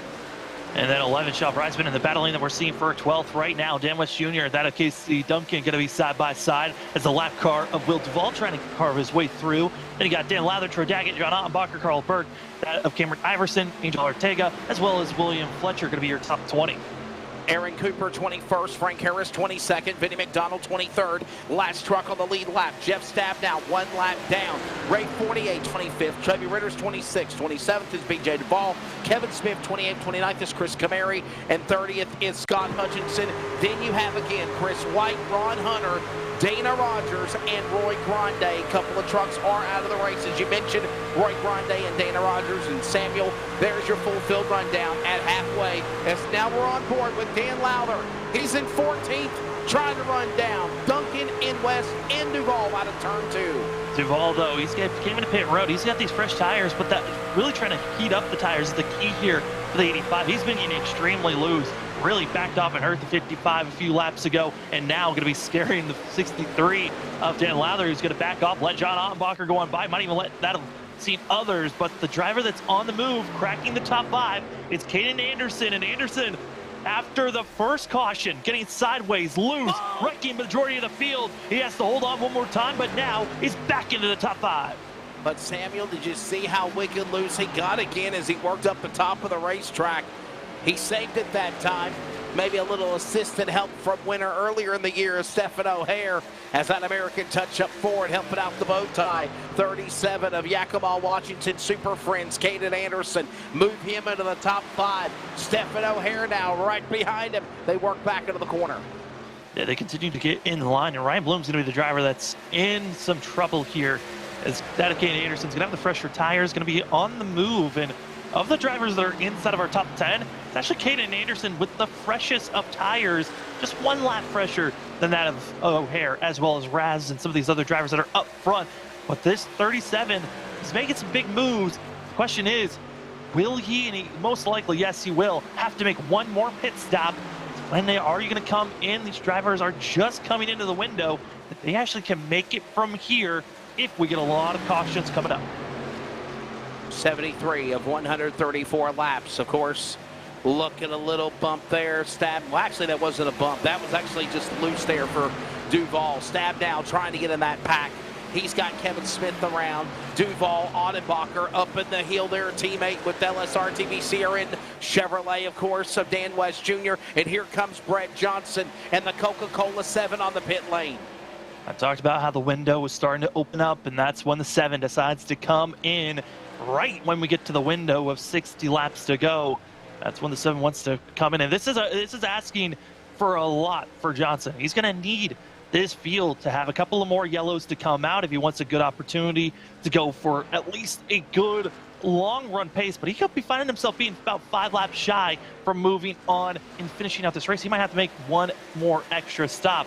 As Jet Stab now, another one of those drivers that tried to stay out as long as possible, had to come in that of 4 to 5 laps ago. Now he's going to be in a spot where he might have to come in and make a late splash and go to finish out this race. Oh, and by the way, Samuel, remember what you said in your keys to victory? Obviously, no mistakes in qualifying. Ad-lib that with the mistakes on pit road as we move into the latter stages of this race. No mistakes need to be made as we saw Brett Johnson pit. The other drivers are going to be pitting. You cannot make a mistake if it's going to be under green flag. There's a few more drivers coming into pit road. Troy Daggett, that of Dan West Jr., Troy Daggett, all coming in this last time by. Starting to see those drivers from about 10th on back deciding it's go time. We got to come in. If we want any chance to finish inside of the top 10, we got to pit early, try to do what we call an undercut, pitting before all the other drivers come in so you can get that extra speed, as the drivers almost a full 2 seconds slower than their best times they put down all night long. Working now lap number 77 of 134. We're moving into the nightfall portion of the races. It's starting to get darker and darker and darker. And it will finish under the lights in darkness when this race ends. Right now, the leader, of course, is Cole Raz, but there's also the cycle of green flag pit stops. This is Ryan Bloom. He's in 5th in that 25, trying to run down Super Friends, Yakima, Washington's Caden Anderson, and Samuel, again, the 2021 ARCA Northwest Sim Series champion, having a good solid top 5 in Cup and Truck again this year. Yeah, I mean, this has been the big thing for that of Ryan Bloom, just keeping himself out of trouble. Comes into tonight 4th in points, and his best finish so far this season, 3rd, and that came at Dover a few weeks back. So right now, this is 25, trying to go for another solid run. His other good finish was at 4th place, his other top 5, which was at Las Vegas. Pretty, in some aspects, similar here to that of Charlotte, on that these drivers can be full throttle and are packed up in the beginning portions of this race. But the tire wear a lot more aggressive here at Charlotte than it is at Las Vegas. So these drivers, you can hear it when they go into the corners, a lot more of letting off the gas, letting this car just coast for a bit. This is race 9 of the year here tonight at Charlotte. Samuel, in 8 races up to tonight in Charlotte, there has been 7 different winners. What's your take on that? And also with Kevin Smith being a repeat winner of the season. Yeah, I think Kevin Smith being the repeat winner was kind of a shocker coming into this season. If you looked at the stats, you were saying, okay, the 00 certainly is going to be a driver to watch out for to get at least 1 to 2 wins. But your eyes were more so on Cole Raz, Duncan Anderson, all of Beaver State Racing to find themselves into multiple wins. But this 0-0, not the race that he wanted. Currently 2 laps down after being disconnected from the server and coming back in, but still showed a lot of speed here tonight. If he can get those internet issues fixed, Kevin Smith could be a driver that could find himself with 4 to 5 wins this season if he can get those issues sorted out. But with the fact that we've had 7 winners in 8 races, just showing the strength and the growth of this series, the fact that there's so many drivers that we even have looked at that we're kind of surprised still haven't gotten a win. I mean, Caden Anderson hasn't gotten to victory lane. We're still waiting for Dan West Jr. and Sean Brightsman to get into victory lane. I mean, our back-to-back champion has not made it victory lane yet, Wesley. I think that's the biggest story of this season so far. And I think that also to ad-lib on that as well, Samuel, Dan West Jr. has not had the best season this year either. Yeah, I mean, that's exactly. I mean, it's been a pile-on of just mistakes and troubles for that 55 machine. But some drivers that have been shocking us, this 33 of Dean Moore. I mean, Dean Moore has been the biggest real shock in my eyes of a driver that's came in late during last season, but man has really grown from what I thought was looking like a driver that could potentially just get a bunch of top 10 finishes, maybe a couple of top 5s to he could consistently get some top 5 finishes. It's more so of finding that long run pace, which luckily he's on the team that knows how to get that pace done. Yeah, more speed in the Beaver State Racing clan right there. Another native behind him there in Tyler King, Paul Newton. Good to see Paul Newton here. You know, he's the only one of those short track ringers, honestly, Samuel. We only see him pop in whenever it's normally for road course events, and got himself a good drive in that truck as he works off the corner. 84 of 134 laps now completed here at Charlotte. You're watching coverage of iRacing on LSRTV. And for those that are listening on the Community Radio Network, we've got Samuel Dyer. I'm Wesley Outland. On behalf of Jeff Stabnow, Charles Wooten, Mason Heimbaugh on the production staff behind the scenes, we welcome you to round number 9 here at America's virtual home for racing at Charlotte. As there is Paul Newton and there is Tyler King. And they work their way off the corner, Samuel, working now lap number 85 at the stripe. Yeah, now we're inside of that pit window that these drivers are going to be able to make it from here on out. This is your go window for these drivers. But if you want to make sure that you're good, even for overtime, you stretch your fuel out. You try to go an extra 5, 6 more laps. That's how we're going to be seeing a lot of these drivers going. But for Dennis Moore as well as Ryan Bloom, and also Dean Moore, Paul Newton, and Tyler King, these drivers that came to pit road 52 laps ago, they're now going to be in a questionable spot. I don't know if they can even stretch it as far as they want to, are in that fuel window where drivers can make it. We've seen a lot of drivers come in. William Fletcher is going to be the most recent driver to come into pit road. We're leaving ourselves with our top 14 still needing to come to pit road at least one more time. And we're under 50 laps to go as well. As you see just some of the new overlays on the scoring ticker, as there is the man in second, Dennis Moore. And that driver currently also the points leader.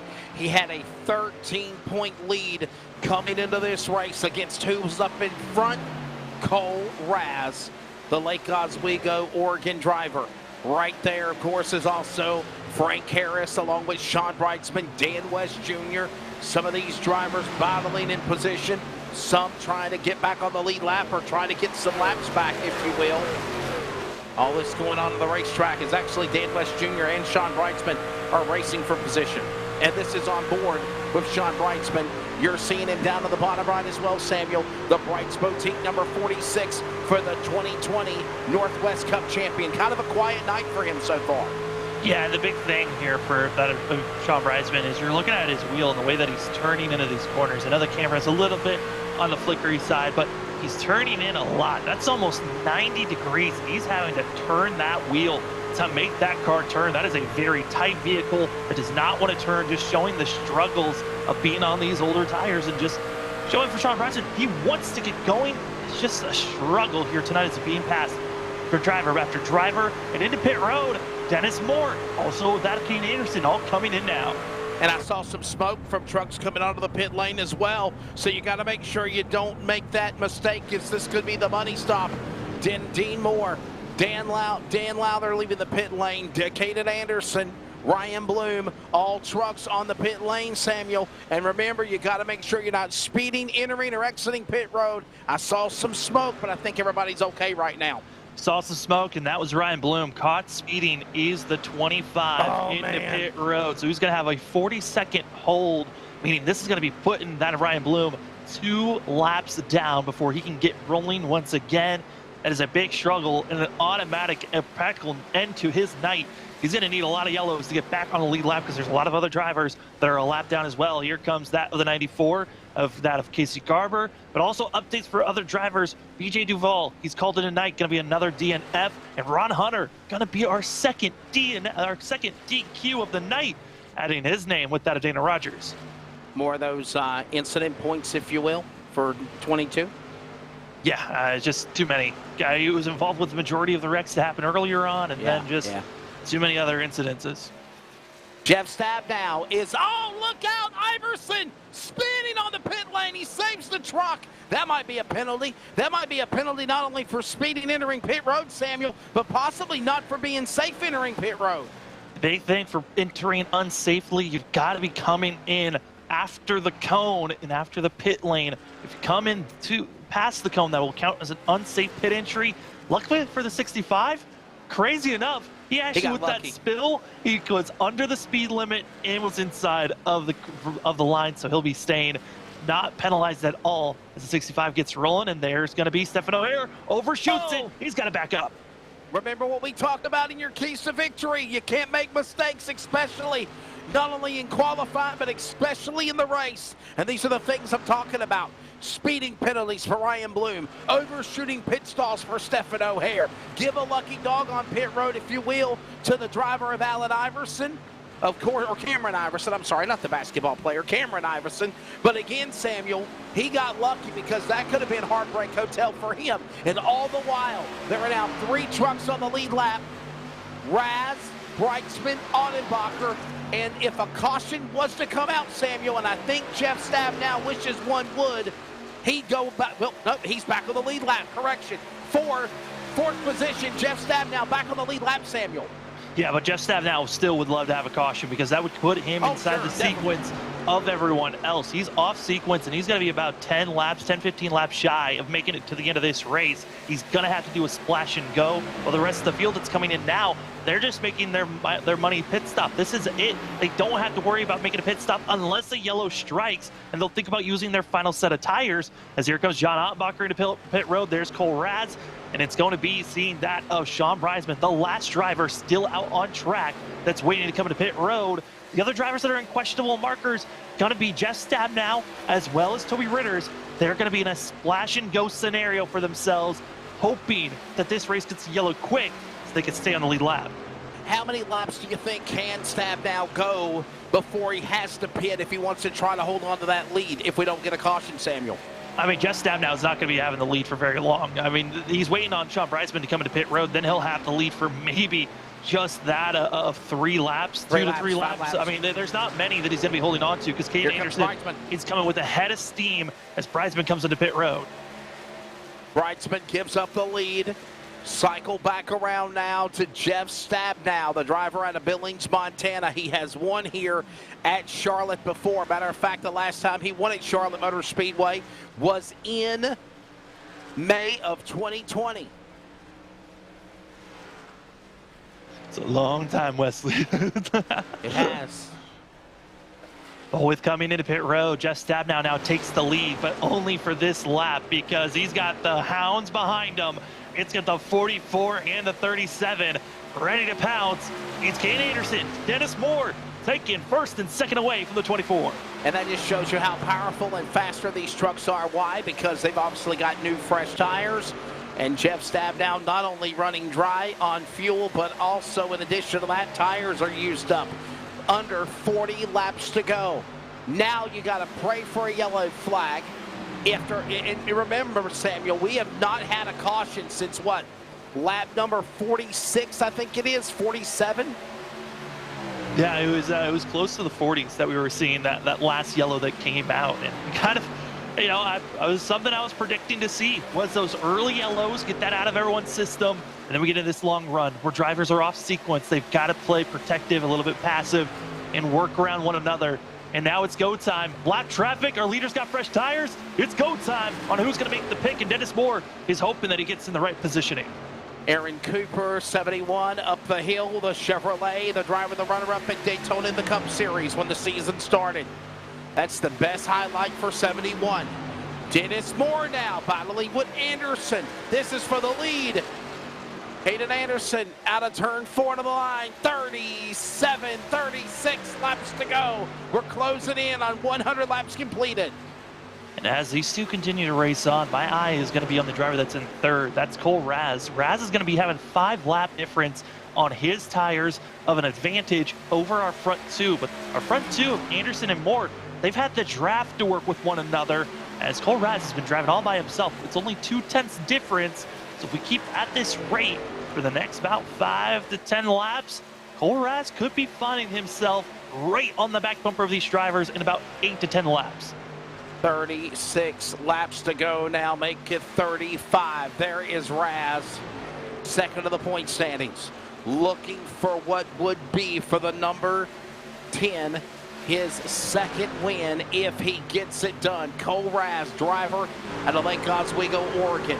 Remember, Samuel, he won, well, let's see here, he won the race on April 21st at Darlington a couple of weeks ago. That's been the win for him so far to join one of 8 different winners on the series.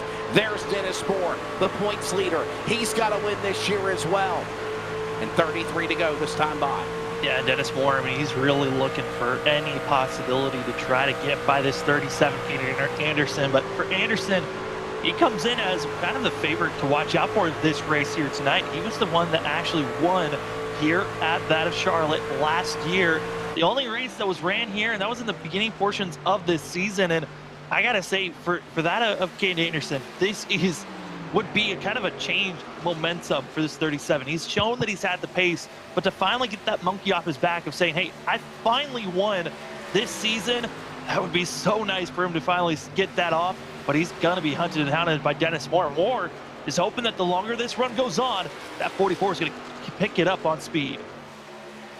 Coming through the tri-oval this time by at start-finish. It is 33, now make it 32 laps to go. We're closing in on lap 100. Caden Anderson, the leader from Yakima, Washington. Dennis Moore from the Oregon Beaver State Clan. He's right there in second. Raz from Oregon also to third. Stabnow from Montana in fourth. Garber fifth. There is right now 18 trucks on the lead lap along with William Fletcher. And all the while, you've mixed up, Samuel, trucks that have at least got a pit. Those that have already pitted, they got new tires and fuel. Those that are kind of sandbagging to try to go to the finish or hold on before they pit.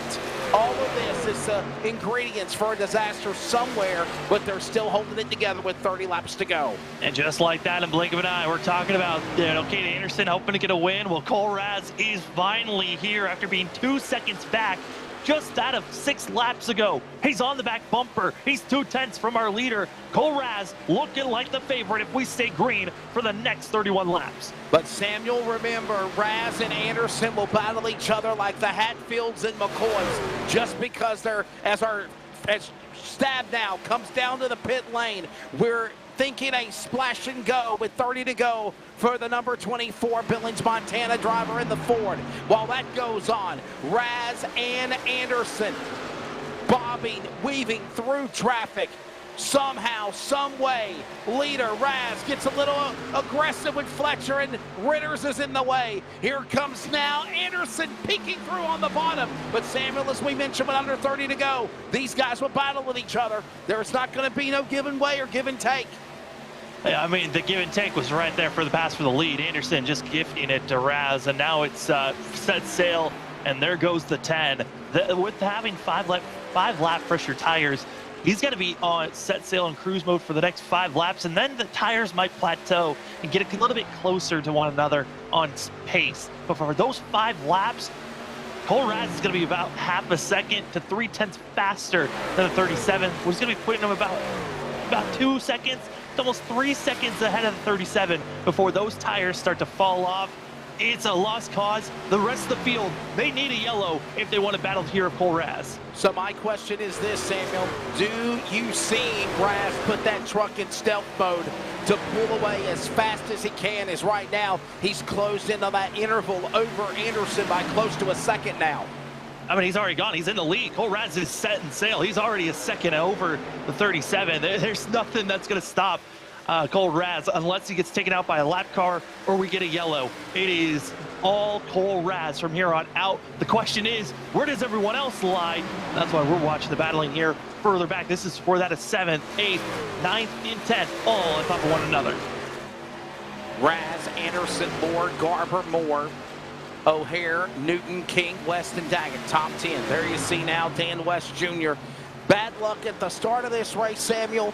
Use that safe repair wisely, and he is right back on the fast repair into the top 10 and 9th, as now we see Newton and King go at it there.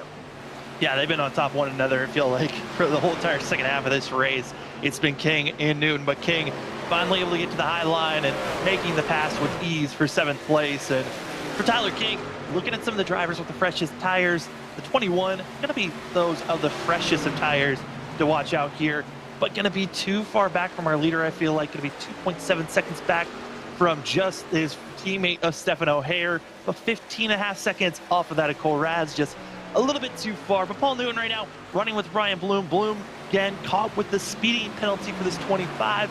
He was looking for a top 5 finish here tonight. Now, just trying to stay in the top 20. Ritter's truck down to the bottom of the racetrack as well. We're ready to go with 25 to go. We're also coming up on the top of the hour. We'll pause for 10 seconds of network identification and be right back on the Community Radio Network. You're listening to the Community Radio Network. Follow us via social media on Facebook, Twitter, and Instagram at CRN Sports. Plus, listen to the games at 87.5 FM or join us anywhere worldwide at wearecrn.com. We are CRN. Got to take care of FCC obligations for those listening on 87.5 and wearecrn.com. And we're at the top of the hour. We're going to take you to the checkered flag down to the finish. Round number 9 of the Northwest Truck Series at Charlotte. Samuel Dyer, Wesley Outland back here with you. Of course, iRacing on LSRTV and CRN. And of course, Charles Woot behind in the background on the production. Samuel, it's getting good. Iverson and now Duncan battle for position. This is going on the racetrack for position number 11 and 12. Yeah, Cameron Iverson, got to give huge credit. We saw it under pit cycle. 65 came in sideways into pit road entry. Luckily, wasn't caught speeding with any penalty or unsafe pit entry. 65 just gets his service done and now makes the pass over that of Casey Duncan. And for Cameron Iverson, looking at the tires, looking like 11th might be the best positioning. Might be able to get potentially a top 5 as into pit road. Going to be Dan West Jr., so that bumps up Cameron Iverson. Top 10 finish looking like for the 65. That's O'Hare, winner earlier in the year. There goes the 94 Garber. Another solid run for him in the Sparco Ford. And all the while, they also try to run down, of course, Dean Moore. Dean Moore up now to 4th. No, correction, 3rd. Behind Dennis Moore. So that's Dennis Moore and Dean Moore. Good run for the Beaver State drivers there, Samuel, of the top 5. Yeah, I mean, you got that of Dennis Moore, Dean Moore, and Stephen O'Hare, 3 of your top 5, all Beaver State Racing. It's only to other 2 positions are your top 2, Cole Raz, Kaden Anderson. For Kaden Anderson Racing, they have been doing a fabulous job for themselves.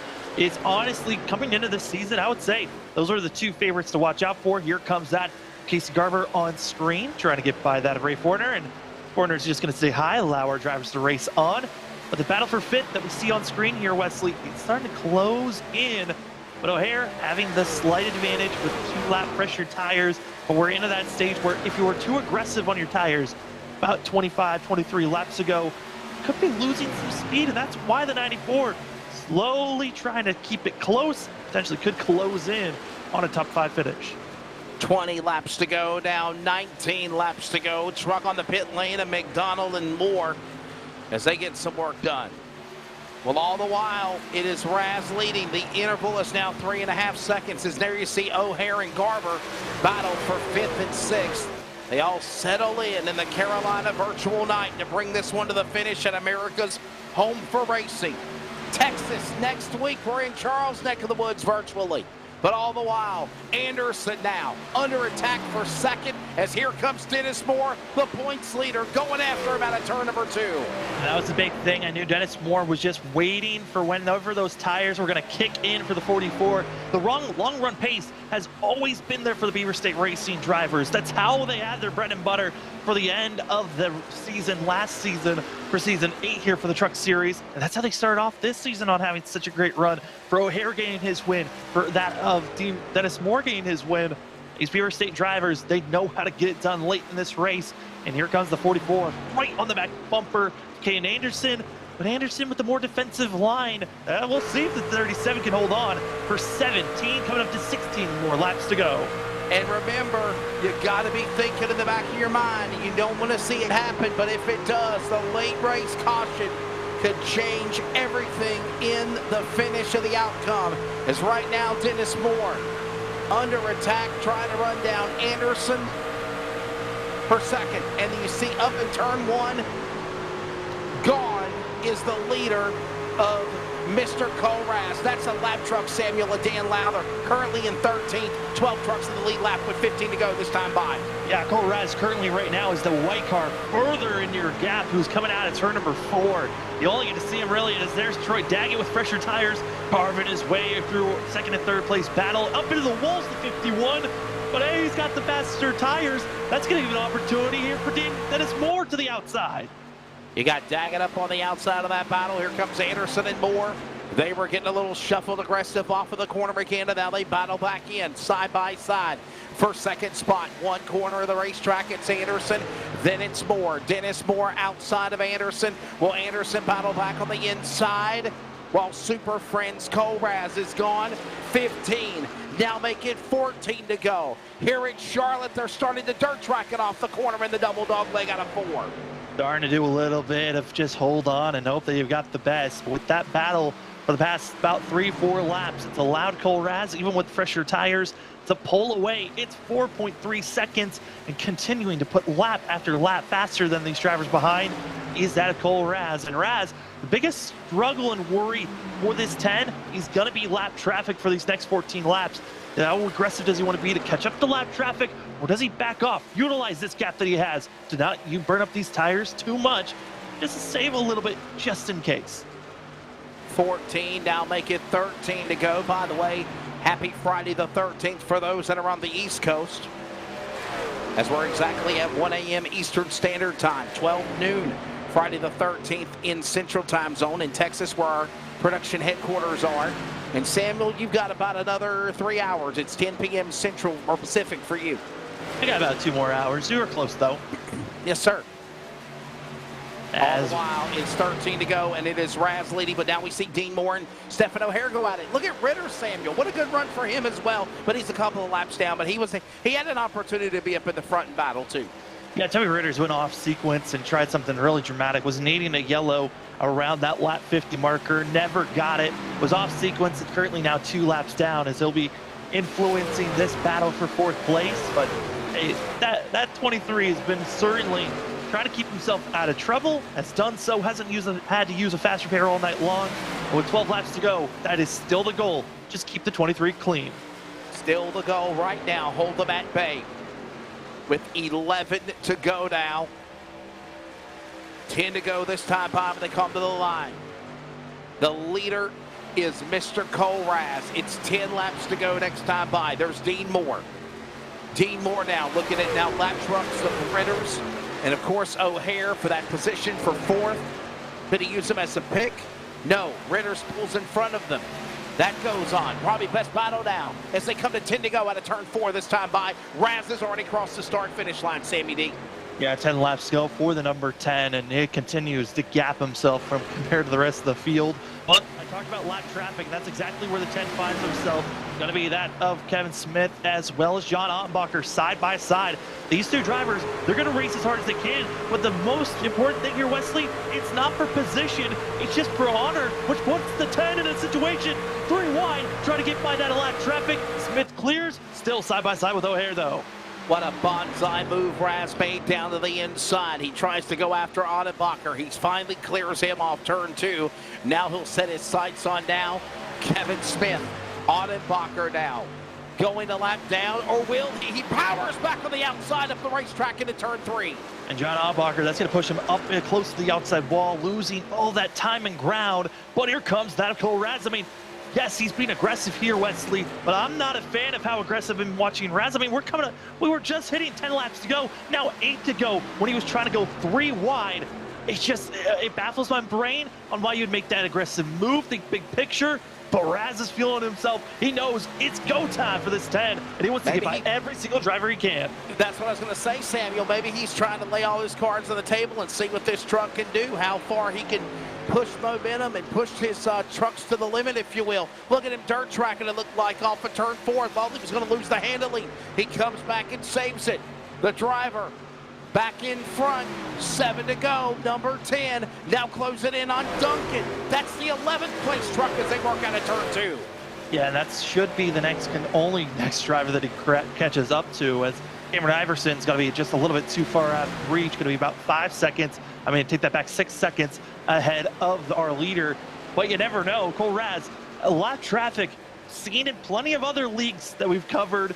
If you're the leader and getting by lap traffic, you're never completely safe, especially for the 10, who's been shrouded around controversy last season and previous seasons of intentionally wrecking, making foes throughout this league.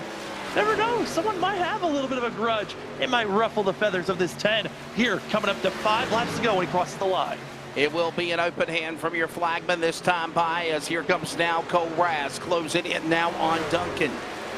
Off the corner, out of turn number 2 to the back straightaway. This battle, O'Hare, Dean Moore, Dan West Jr., Chris White. That goes on the racetrack for position into 3. Yeah, really, that's going to see Chris White go up in the outside wall, but this is the main position that matters, is watching Stephen O'Hare and Dean Moore. Is Dan West Jr. going to be a lap down for the 55. He's just recruiting cruise control for himself back in 15th. But these two drivers of Stephen O'Hare, Dean Moore just wanting to get a little bit more potentially here. Goes down to the blue line. Good run for himself. Now he's closing it in. Only a couple of more opportunities, and oh no, the 55 closing that chance for the 33. Trying to reel in and spoil the option for Dean Moore. And now Dan West Jr. also powers by Stephen O'Hare. And while that goes on, here comes now Dean Moore to oblige and try to hook him up as a wingman. Maverick and Goose, if you will, on the inside. As O'Hare up the racetrack. He's hung out to dry, or is he? He'll hang on to that pick of lap traffic and go off at the turn out of 2. 4 to go. And we're not expecting there to be too aggressive of moves being made. Again, these are teammates, the 41 of Stephen O'Hare and Dean Moore, both from Beaver State Racing. So not expecting too aggressive of driving between themselves. But certainly, Dan West Jr. adding a little bit of flair here in these final couple of laps. 3 laps to go, as that of Cole Raz enters turn 3, getting ready for 2 laps to go for himself. Less than 6 miles remain for the driver of the number 10 from Lake Oswego, Oregon. He comes out of turn 4. He will now be able to join if he can hold on 1.5 more laps now. Across the line, 2 to go as he sets sail into turn number 1. If he wins this race, Samuel, he will be the first repeat winner along with Kevin Smith. Yeah, he's going to be another winner, multi-time winner this season with 2, adding with that of Kevin Smith. So certainly for this 10, he's wanting to get this crowd. And it's now the 2nd win this year for Cole Raz as he wins here tonight at Charlotte. Dennis Moore will finally flash under the flag stand by almost 4.5 seconds back in 2nd. Caden Anderson, his super friend, will finish 3rd, Samuel, along with Dean Moore, Casey Garber. And this race again, we had it, we talked about it, yellow flag, opening stretch, then they took it all the way to the finish, caution free. And it was all about finding the key, as after that first quarter of madness, drivers being pushed back, different strategies had to be thrown out, but it was Cole Raz that found that sweet middle ground, the Goldilocks effects, you could say, of finding the middle spot where it was just right for coming into pit road in those early stages, making himself off sequence from everyone else for about 5 laps. Those fresher tires got the 10 up front in the win here tonight. And he is going to burn them down here at America's Home for Racing, virtually on the iRacing Simulator here tonight at Charlotte of the Wells Johnson, Caden Anderson Racing, Chevrolet number 10. And again, it is number 10, Cole Raz, his second win this year. Let the celebration begin. It's the Northwest High Five Salute. Who's going to have the biggest bang? And it looks like the 10 already going to call it early. Iverson was going to come in for a tap there a little bit late. But what a race it was here tonight, Wesley. You guys want to tear it up? Go ahead. I'm going to avoid this right now and celebrate. Unofficial results here tonight at Charlotte. There it is. And look at the awesome new overlays and the colors. Just like I said, just some of the awesome work going on a decade with your home for sim racing, iRacing on LSRTV.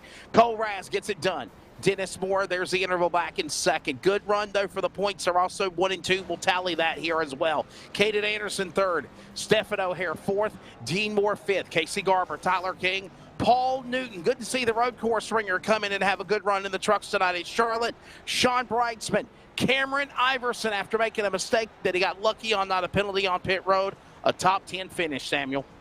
Yeah, I mean, an awesome run for himself. Then we got that at Casey Duncan, who got off sequence, wasn't able to get a top 10 finish for himself, with John Ottenbacher in 12th and Lather in 13th. 14th goes to Jeff Stabnow and Dan West Jr. finishing out your top 15, with Ryan Bloom, Brett Johnson, Troy Daggett, William Fletcher, Carl Burke finishing out your top 20. Only 10 trucks on the lead lap, as Samuel reiterated on. Aaron Cooper finishes in 21st. Toby Ritter's 22nd. Ray Fournier, 23rd. Kevin Smith, two-time winner, also now with Mr. Raz in 24th tonight. Chris Camary, 25th. Scott Hutchinson, Chris White, Angel Ortega, Frank Harris, Vinny McDonald, multiple laps down in the top 30. And the rest of the rundown includes BJ Duval, Ron Hunter, Dana Rogers, and Samuel. You said Roy Grande had problems as well before he could get started. He's also 100-plus laps down in the number 18. Coming up, the finish line, post-race wrap-up. Remember, finish line every Wednesday, 1 p.m. Eastern on Fox Sports Radio in the North Carolina area. Of course, on iHeartRadio and on the Community Radio Network, where you're tuned in to the Northwest Truck Series here tonight. And watch it on iRacing on LSRTV as well, with the videos of all the drivers. We're going to wrap it up and grab the top 3. It is Cole Raz, second win this year from Charlotte. Next.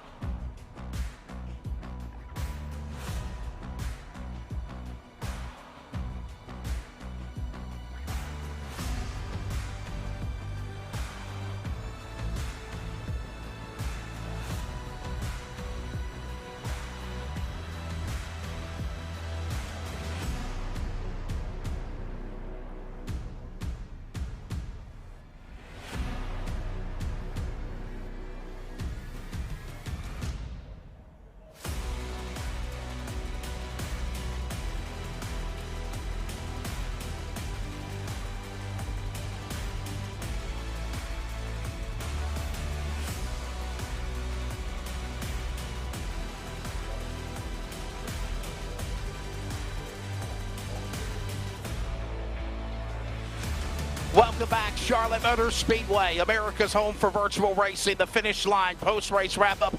Samuel Dyer, Wesley Outland back here with you. We'll wrap it up with iRacing on LSRTV and on the Community Radio Network in just a moment. But it's time again to grab a word with the top 3. We'll talk to Cole Raz in a moment. Second win this year, along with Kevin Smith. Of course, now 8 drivers in the, or 7 winners so far in now the 9 races. And of course, now 2 drivers with multiple wins. That is Cole Raz. We're going to talk to Caden Anderson. Caden, bad luck on the start, fishtailed, caught up in the pack.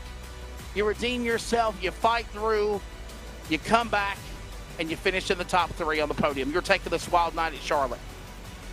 Yeah, I screwed up early on and just, got a little free and ended up wrecking myself. So we struggled going 2 laps down early on and just slowly paved our way to the front. I mean, that is certainly what you did there, Caden, and it was incredible to watch you just fighting your way through. But later on in the race, how difficult was it trying to, defend that of Dennis Moore and having that duel there in those final 20 laps? Yeah, once I got to 3rd, I knew I had to pit either on the same lap or before Dennis and Cole. And once I saw Dennis pit, I knew I had to come with him. And I don't think I had as good a car as Cole or him, but we just tried to get out front and run away. And fortunately, it went green the entire way, so I fell off a little bit and was able to still salvage a 3rd.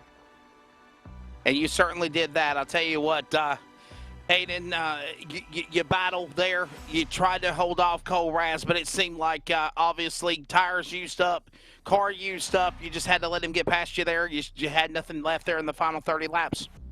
Yeah, not really. I mean, I owe Cole one anyways from Las Vegas when I accidentally wrecked him. But yeah, no, I burnt my tires up, so I figured I'd let them 2 kind of race it out and see what would happen. Sponsors, thank them. Harvest Chevrolet and Studio 10 reps. That's the driver. Yeah, Yakima, Washington, number 37. Part of Super Friends, as our broadcast colleague Justin Prince always calls him as well. Of course, with Cole Raz, that's Caden Anderson. Runner-up, the man that's in the number 44 for Beaver State Racing. What another good run for him. He's going to have a good run here, leading the points tonight, coming in by 13 over winner Cole Raz. Dennis, 1 win on the year. Your take of this race, another solid finish on the podium in 2nd as the bridesmaid. How do you think everything went? And obviously a good points day for you if you couldn't get the win tonight. Yeah, absolutely. This Moore Speed Chevrolet was fast tonight. Cole and I kind of were on different tire strategies, I guess. He pit 6 laps after me, and I think that was the difference. We were pretty similar on speed the last 10, 15 laps. It would have been interesting to see what would happen if we were on the same tires. But congrats to Cole. I saw he led 93 laps. That's awesome. He absolutely dominated tonight. I mean, Dennis, still another strong run setup-wise. You just show that long-run speed. But coming up to these next couple of races, we got ourselves Texas and then an off week before we go to road course racing. How are you feeling about these next 2 races, and how do you feel is the team going to be set up for Texas and Sonoma? Well, I'm excited about Texas. I think it's a similar track to this. The setup won't be much different. Obviously, 1 and 2 in Texas is slower speed. Then you got high speed 3 and 4, so you got to kind of manage that. But I'm not excited about the road course at all. I'll have to probably put 1,000 laps in there to be able to keep up with 10th place, let alone the top 3. Well, Dennis, it was a good night for you, buddy. Obviously, thank your sponsors, but suffice to say, if you can't get the checkered flag, being 2nd and at least somehow coming away with the points lead after tonight is a good thing, right? Yeah, absolutely. And finishing the second to Cole is nothing to complain about. So, yeah, I'd like to thank you guys, LSRTV. Love watching the broadcast after the race. Everybody with Northwest Racing Series, the Beaver State guys, and More Speed. My brother and I worked hard on this setup. So the driver for Beaver State Racing again, Samuel, as we mentioned, another good solid run for the driver, the 44 of Dennis Moore.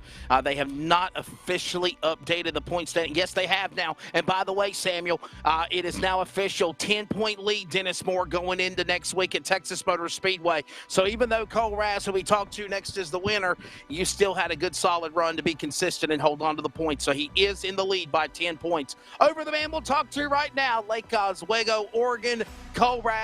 Now joining Kevin Smith as the only driver with 2 wins on the year.